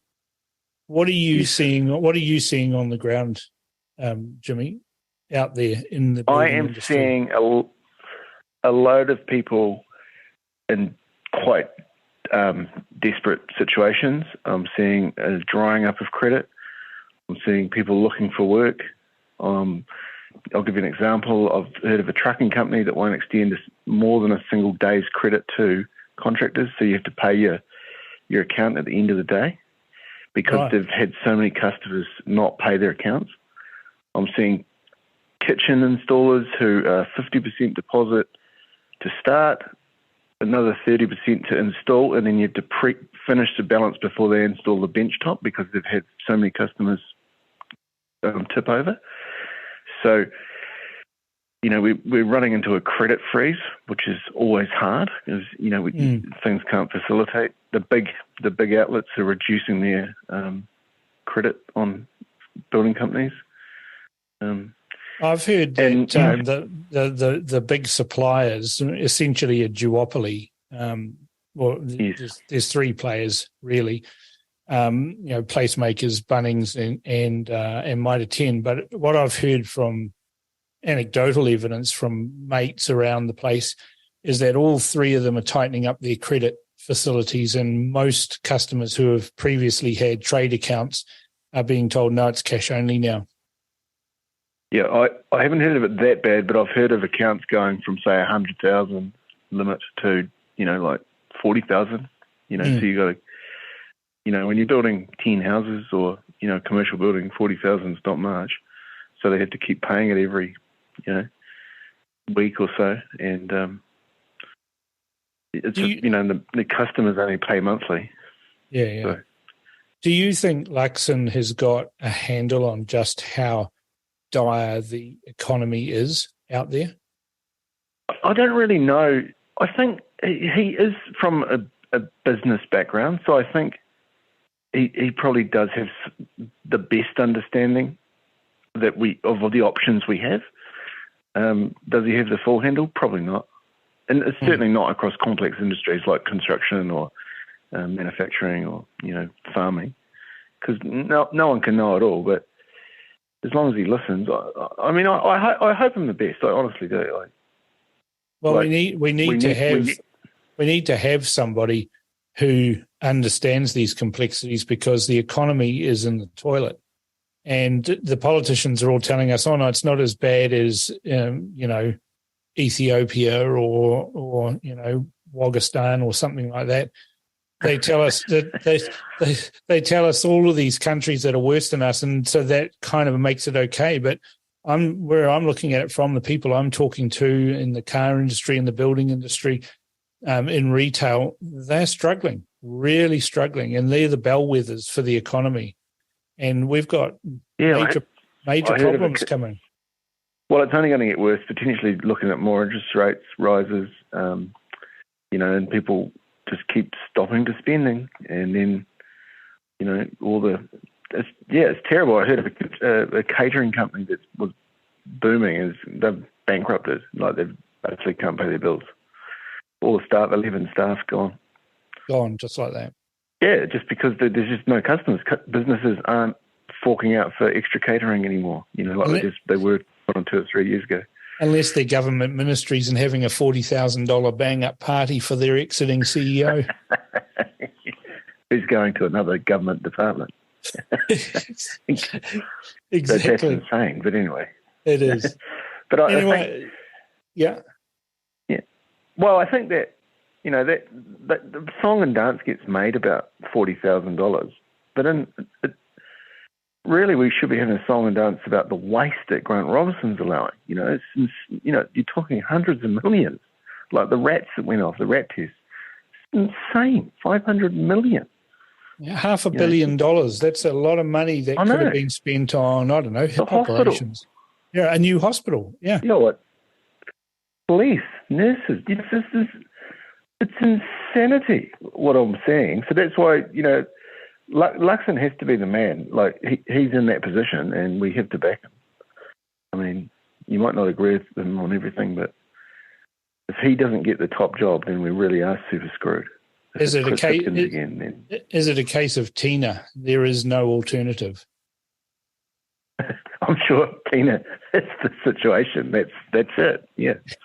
There is no alternative. We just had to get him in there, and then just. And I'm sick of the partisan politics at the moment. I want to see everyone bashing both sides, or metaphorically bashing both sides. And you do a great job of that, Cam. Politicians of all sides need constant bagging. So when Luxon gets in, if he does, I want to see him bagged and pushed into shape, mate. Well, that's probably why he doesn't want to come on my show or let some of his MPs come on my shows, because I'm actually going to say what I think, and it's something that I've always done, and I'm not going to stop now. I could imagine you getting along with someone like Mark Mitchell, would you? Well, Mark Mitchell's an MP because of Mark Mitchell's an MP because of me, so I do get on with him. Yeah, but I like his attitude, and he seems to me like he'd be a damn good police minister. Someone like him is excellent. Well, he's from the actual. Yeah, he's actually gone out and walloped bad guys and let his dog chew on them and all of those sorts of things. It's exactly the sort of practical police officer mentality that we need to have in our politicians. And Shane Reti, he's a GP, like he's got genuine experience in the system, and he's been an excellent health minister. I think that some of them are good, and Luxon is the boss, so we just got to hope he grows a spine and acts like it. Well, that's my take on him, mate. Well, one can only hope. Thanks very much for calling Cam's Buddies. Thanks, Jimmy. Thanks, Cam. See you. See you. Good afternoon, Marcus. Welcome to Cam's Buddies. How's my bogan mate from out west? I'm bloody well, mate. How are you doing? Oh, box of birds. Fighting fit. Box of birds? Have you seen the billboards that are up with my photo on them? No, I haven't actually. Thank goodness. Oh, that's right. You don't use Twitter or Facebook, do you? Fastbook. I use Facebook, but none of the other ones. Yeah, I was almost tempted to go to Twitter after Elon bought it, but I haven't yet. Might be a bit too technological for you. You're into motorbikes and yachts. Something like that, mate. and knife making. Yeah, that's right. No, I seem to recall you have a fairly nice knife there that you used to skin a deer that you once shot. Yeah, it's fairly hefty. I don't think it's going to go blunt anytime soon. It's well made, Marcus, and I appreciate it. And that's all good, mate. No dramas. You're very welcome. Yeah. Now, this week on Cam's Buddies, I'm going to chuck out a name to you, and it's the same name I'm asking of everybody, what they think, what your gut feel is, what your blink test feel is of this person as a leader. And then next week we'll do another one and up to the election. I can answer that before you ask me who it is, mate. They're useless. Well, it's Christopher Luxon. What do you think about Christopher Luxon? I stand by my previously said statement. And why is that? I don't know, mate. He oozes mediocre. He oozes, I haven't really got an opinion about anything. I just do what I'm told to do, and he's a bit of a cuck. I like to call people like him, I'm not sure whether I can say this on Reality Check Radio, but a pussy boy. And the world's full of them. And like I said before you asked me who you were talking about, I can't think of any leaders that we have at the moment that are actually strong leaders.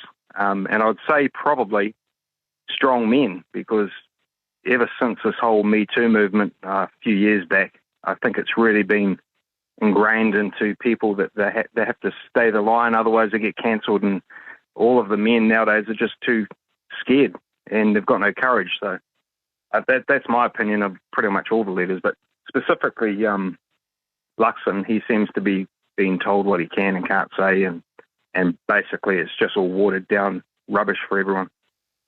I was talking to a friend of mine the other day, and I said to her, "What's your gut feel about Christopher Luxon?" She said, "Well, he talks like a sissy," which is probably a better word for RCR to use. But she said he talks like a sissy, and I can't take him seriously because he sounds rehearsed and insincere and doesn't believe what he's saying. And I'm just interested to know if you've picked up a feeling like that, or is it something that women pick up that?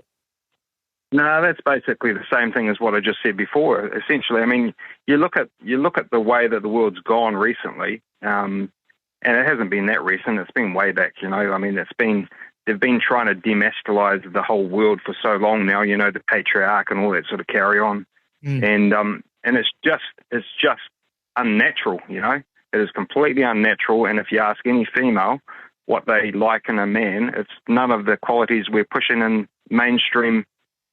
Mainstream world now. You know, everything's, you got to be nice. You got to agree with everyone. You can't disagree. You can't have an opinion. All this type of thing. And Christopher Luxon pretty much sums all of those qualities up nicely. You just don't have any leaders anymore. And it's funny actually, because you look over in the States and you look at the popular vote, and it's coming back again with old Trump. And old Trump, for all his flaws, you couldn't describe him as a sissy, because he's bold. He says things that other people are too scared to say because he doesn't really care. And he's very popular because of it, because he's going against this narrative that, you know, all men are rapists waiting to happen and all that sort of carry on, which is just a complete load of rubbish. But like I said, it's been happening for a while. I mean, even all the sitcoms way back in the 80s, they made the father figure look like the bumbling idiot of everything, you know. And it's just, this is a result of all of that dumbing down of society. They're trying to break up their family unit, and they're trying to break that up by removing anything that resembles strength against the system. And the male figure traditionally has been that. So that's how I see Christopher Luxon. He's a globalist. The patriarchy's fighting back, though. I mean, you know, we're getting all these men who are saying that they're women, so that's the patriarchy winning again. We can be better women than women, apparently. I'm not sure. I'd agree with that personally. Haven't seen any that I'd like to marry, shall we say? Well, we're not going to get you in a skirt anytime soon, are we? I don't know, buy me a couple of beers, we'll see what happens, eh? Are you that easy, Marcus? Well, 2 beers. Have you bought 2 beers recently in Auckland, mate? If you can find a business that's still open. Yeah, that's right. It's pretty hard. Anyway, thanks for your comments about Christopher Luxon, and next week we'll talk about another politician. All good, mate. Thank you. See you, buddy. Welcome to Cam's Buddies, Greg. How are you? Good, Cam. How are you, mate? Oh, we've got the underwater bubbling again. Sounds good. Yeah, so this week in Cam's Buddies, I'm going to ask you for your gut feeling about a particular politician, and we're going to do this each week until we hit the election. And tonight, I want to start with Christopher Luxon. My opinion of Mr. Luxon, he's a hugely clever and hugely talented man, but he's got no political skill at all. That's my look at man. Yeah. Would I work for him? Yes, I would in a heartbeat. Absolutely, yes. But he's got no political skill at all, and he seems, if he takes one foot out of his mouth, he immediately puts the other one back in. You know what I mean? Yeah. I don't know whether that's a cause of overthinking a particular answer or trying to guess as to what people want to hear instead of actually telling us what he really thinks about something. But it's certainly a problem. Somebody needs to tell him, Mr. Luxon, you cannot please everybody. So stop trying to look after your support base and the founding principles of the National Party. That's all he needs to do. I think someone needs to find the founding principles. Are never going to vote for him anyway, so why even bother, Yeah, exactly. But, I think the founding principles need to be found again in the National Party. They seem to have lost their way a little bit. Personally, I've got no problem with Christopher Luxon. He's clearly a clever man. He's very successful. He knows what he's doing, but he's not a politician. Well, business people often don't make good politicians because they're used to issuing orders and things happening and shareholders and directors holding everybody to account. In politics, nobody gets held to account.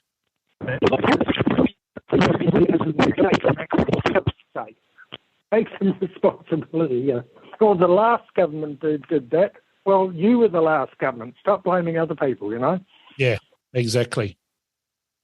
So you don't have too much confidence in him, but you think he might come right? I think he's got potential, absolutely. His intelligence and his business skills are certainly second to none. There's no doubt about that. But he just needs to learn how to play the game. He needs to get a few people by the scruff of the neck and shake them and start playing a bit dirty is the way I'd look at it, Stop trying to be Mr. Nice Guy. They're not going to vote for you anyway. No. And the media are never your friend. No, absolutely. What a joke. All right. Well, thanks for that, Greg. I appreciate your thoughts. And next week we'll talk about another politician. Sounds good, Cam. Thanks, mate. Thank you very much for calling Cam's Buddies. Yep. Have a good night, mate. Cheers. Bye. My buddies can be brutal at times, and that's why I love their thoughts. They never hold back.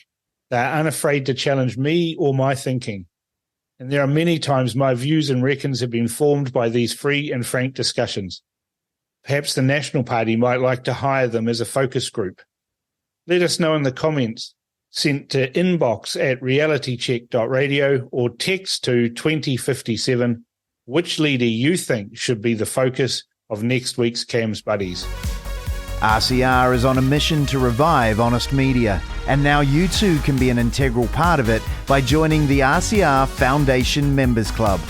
Receive exclusive benefits only available to club members, including your own backstage pass to join the hosts for interactive behind-the-scenes discussions, along with our all-new daily curated news summary, RCR Bites, that's delivered to your email box every morning, keeping you on the pulse of the news that matters in just a few minutes per day.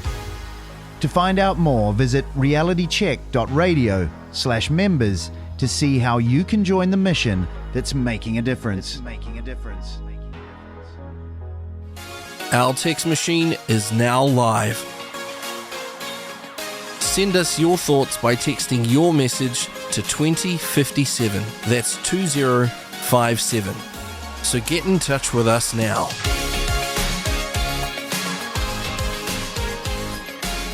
Time for the Crunch mailbag, and there is a lot today to get through. Some general feedback, questions and suggestions. We've got Lynn who's saying, I had a thought this afternoon, feeling split about who to vote for. Suddenly, I think, split the vote. Then tumbling in came a strategic plan of getting everyone to literally split the party votes. 5 to 10% to Freedoms New Zealand, 5 to 10% to New Zealand Loyal, 5 to 10% to New Zealand First, etc., etc. Completely try and level the playing field by getting all of them in. Work out which policy we like most from each and get them to understand you're bored in on this policy, i.e. Freedoms New Zealand on law and justice, New Zealand Loyal on medical freedom, New Zealand First on breaking away from who, etc., and etc. Seriously end up with MMP. We strategically work out how many it takes and divide our party votes accordingly. Candidate vote remains personal and unknown, but that also sends a message to them. We didn't vote you because based on your party, so you better represent us or you are out. It's a nice sentiment, Lynn, but I'm not sure how you would go about coordinating and organising that. Hi, Cam. After meeting you on Zoom the other day, Sunday, 6th of August, it was a pleasure to see and hear you, as was the other hosts. A great idea. I had previously sent a disgruntled email after hearing an interview when you stepped in for Paul, so I feel really compelled to send another. On Sunday, I heard every word you said and felt your story. So I just wanted to say from my heart to yours, thank you for being an inspiration. You come across as genuine, so welcome to RCR. Much love and respect, Karen. Thanks, Karen. Appreciate that.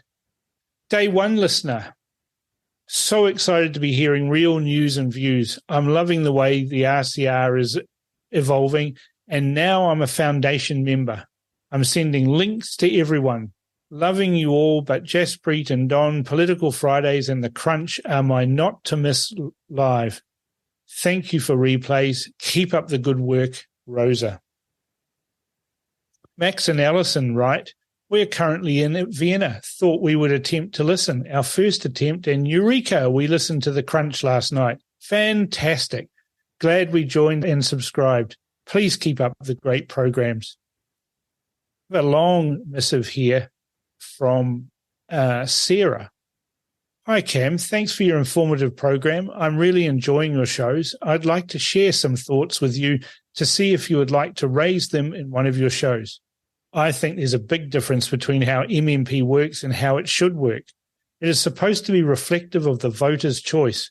And for this to be the case, all of the parties elected need to be able to be part of the policy creation and decision-making process that leads to lawmaking. However, we have a situation where two parties can get together and form a coalition that effectively removes power from another party that has been legitimately elected and thus refuse them the ability to do the job they're elected to. At present, we are facing a potential situation where Peters may get into Parliament, but because of the petty politics of ACT, he may be sidelined. David Seymour is clearly not willing to put the voters of New Zealand before his own opinion. I wrote the following to David Seymour in an attempt to get him to see what he is doing. I do not expect to get a reply. I leave this with you and hope you might hope that you might help people to understand that if Winston is to be able to really make a difference, we need to hold David and Chris's feet to the fire and insist that they work with them. Well, Winston needs to get enough of a landslide to override ACT. I also think we should be calling for a change to MMP that stops parties from being able to act as bully boys by shutting a smaller party out of decision-making processes if they don't like them. Keep up the good work, and thank you for all that you do. And here's her email that she sent to David Seymour. Hi, David.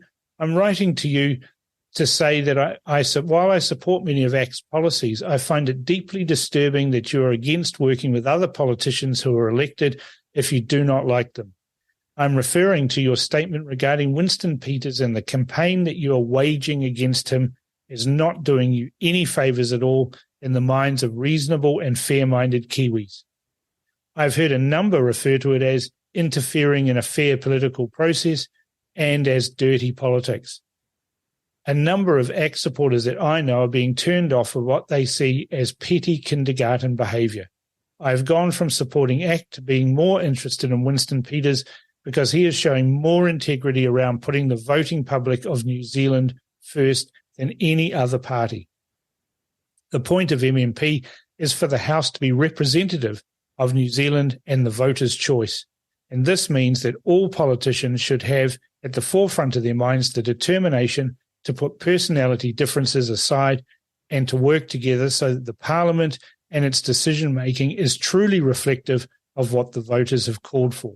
If Peters gets in, his voters have a right for him to represent them and to be involved in policy making.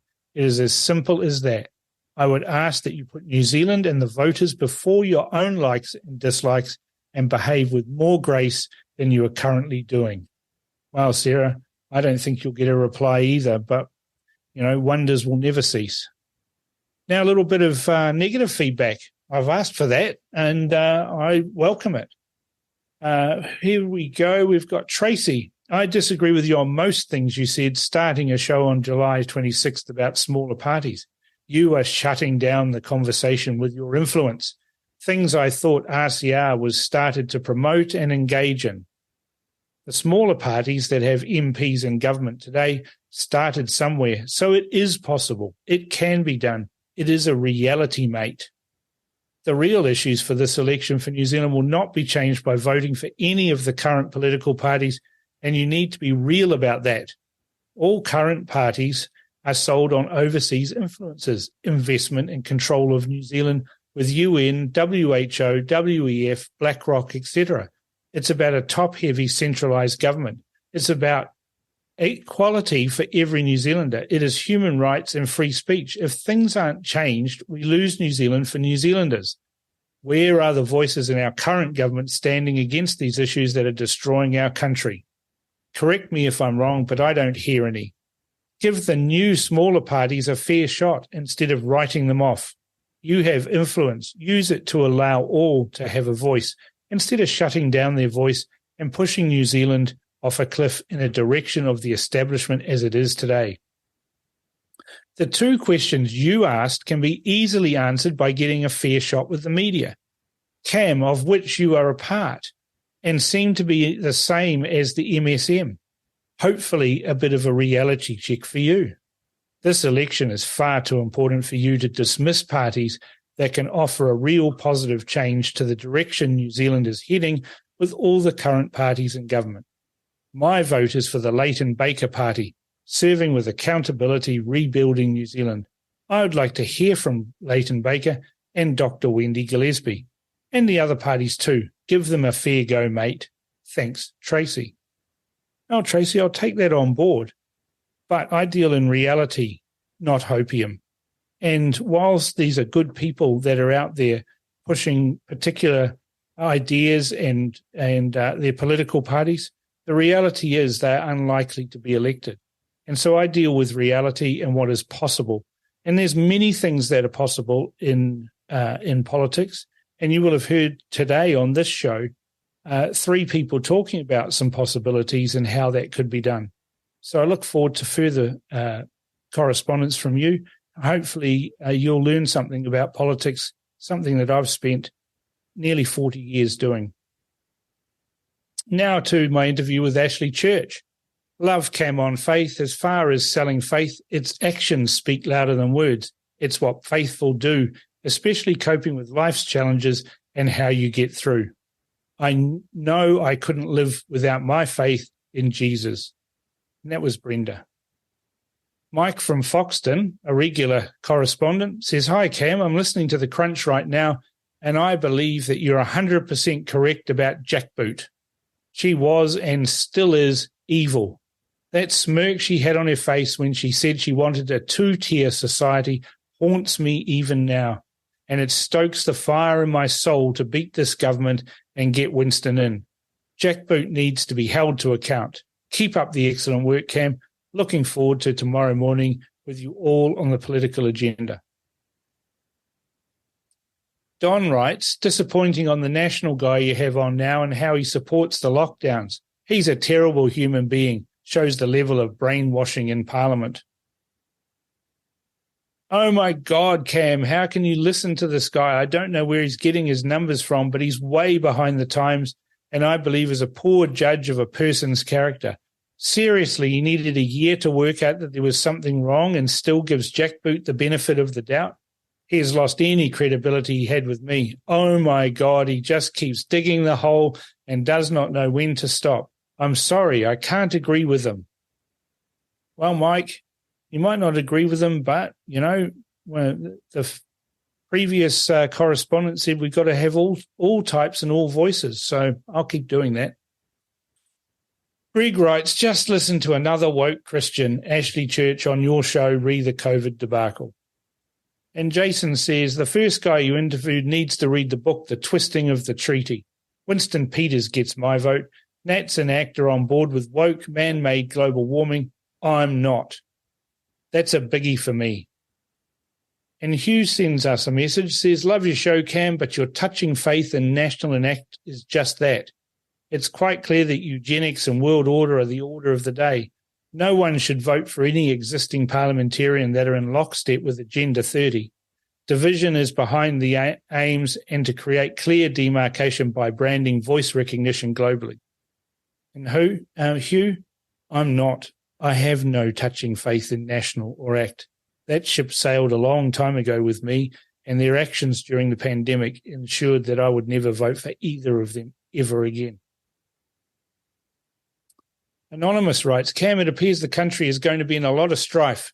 We cannot wait until the election if we don't get it right this time, with independents getting more seats, more independent representatives getting in, then we are in dire straits. Unfortunately, you don't see the big picture, or if you do, you are blinded by your feelings that it can only be act national. So let's see New Zealand First get in also. Well, Anonymous, I don't think that the only way to get rid of this government is to vote just for ACT or national. There are alternatives. Joe writes, I listened to your interview with Ashley Church. Although I wanted to like Ashley, I cringed at so much he had to say. Maybe you did too, but I wanted to commend you on your new ability to listen and not always put your opinion forward. We can at times read between the lines. He sounded like a nice guy, probably too nice. Anyway, I bloody love RCR. And Liz writes, Hi, Cam. I've listened to your interview with Ashley Church and enjoyed your conversation. He seems to be a popular person to chat to. It's fascinating learning more about both the interviewer and the interviewee as the conversation unfolds. Up until coming across the BFD in recent years, while searching for some information into the sexuality program being offered at our children's secondary school, and bingo, a contributor had obtained an OIA on it, which was horrifying to say the least, but also useful ammunition. I was aware of you only in the negative way that MSM have painted you. Glad to learn more about who you actually are and what you stand for. It was refreshing at the end of your conversation to hear you both support Israel. This is such an unusual public stance to take, and I applaud you both. The propaganda and hate towards this nation, which is, as I think you mentioned, the only democracy in the Middle East, is astounding. Hi, Cam. Surely you must realise why Jacinda never came to talk to the Freedom Village people. She could not have given any truthful answers because her agenda was so far from what was reasonable regarding the COVID experiment. She knew about the evidence, re the jab. She knew about the injured people and was never going to address those issues. So why would she put herself in that position? She knew her next move was to leave, excuse me, and where she was going to. Why are you asking these questions about her? I agree with your previous interviewee, Ashley. She was not evil, but so brainwashed into her way that her way and that of those above her who she believed in was the way that we needed to be organised. And that was from Brenda. Now a comment about Matt McCartan. Cameron Ree, Michael Wood shares. I don't think it was a life admin error, nor husband and wife who does that. Does what? Sorry, I can't understand that. It was, in my opinion, that he had sentimental attachment to the shares as a trophy of his youth and is reluctant to sell them under any circumstances. That's just my opinion as a lowly voter. Anonymous writes, thoroughly enjoying listening to Matt McCartin interview two people with opposite views having a courageous conversation, and it's what we need to hear. Another anonymous commenter says, Cam, I wondered where Matt McCartin had got to. I was part of the old Alliance Party. Good to hear your interview. And my Mike Mitchell interview had another anonymous comment. So that explains it. I've asked many times about a community constable and tried to set up community swap meets with community constable present for Oamaru. I now understand. He's gone but run around in excuses when I asked. The position is still vacant and no one can tell me why there's no community constable. Do they even exist now?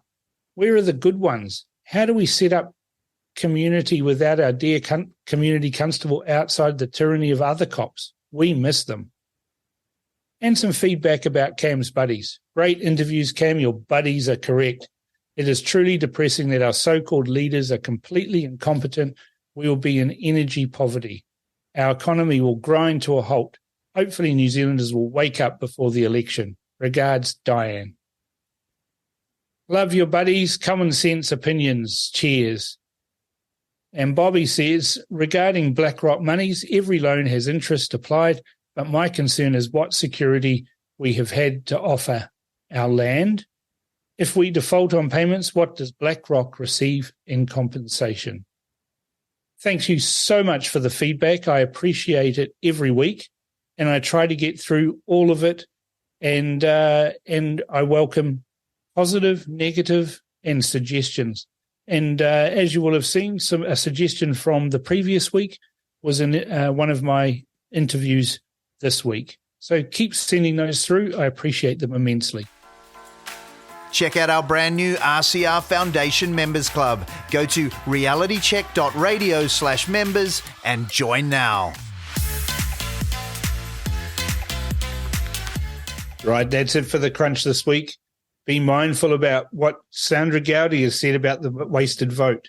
Make sure your vote really does count this election. Next week, we'll have a Rebel News trifecta for you. I'll be talking to Avi Yemeni and Riel Rukshan, along with the Rebel commander Ezra Levant, about their upcoming visit and book launch in New Zealand. It's been a real pleasure having you all back this week.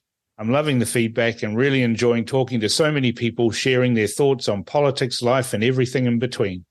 And there's plenty more in this election campaign that we need to crunch into. So a big shout out to all of you. Thank you for listening and having faith in me as we continue to explore what I think is the beautiful game of politics.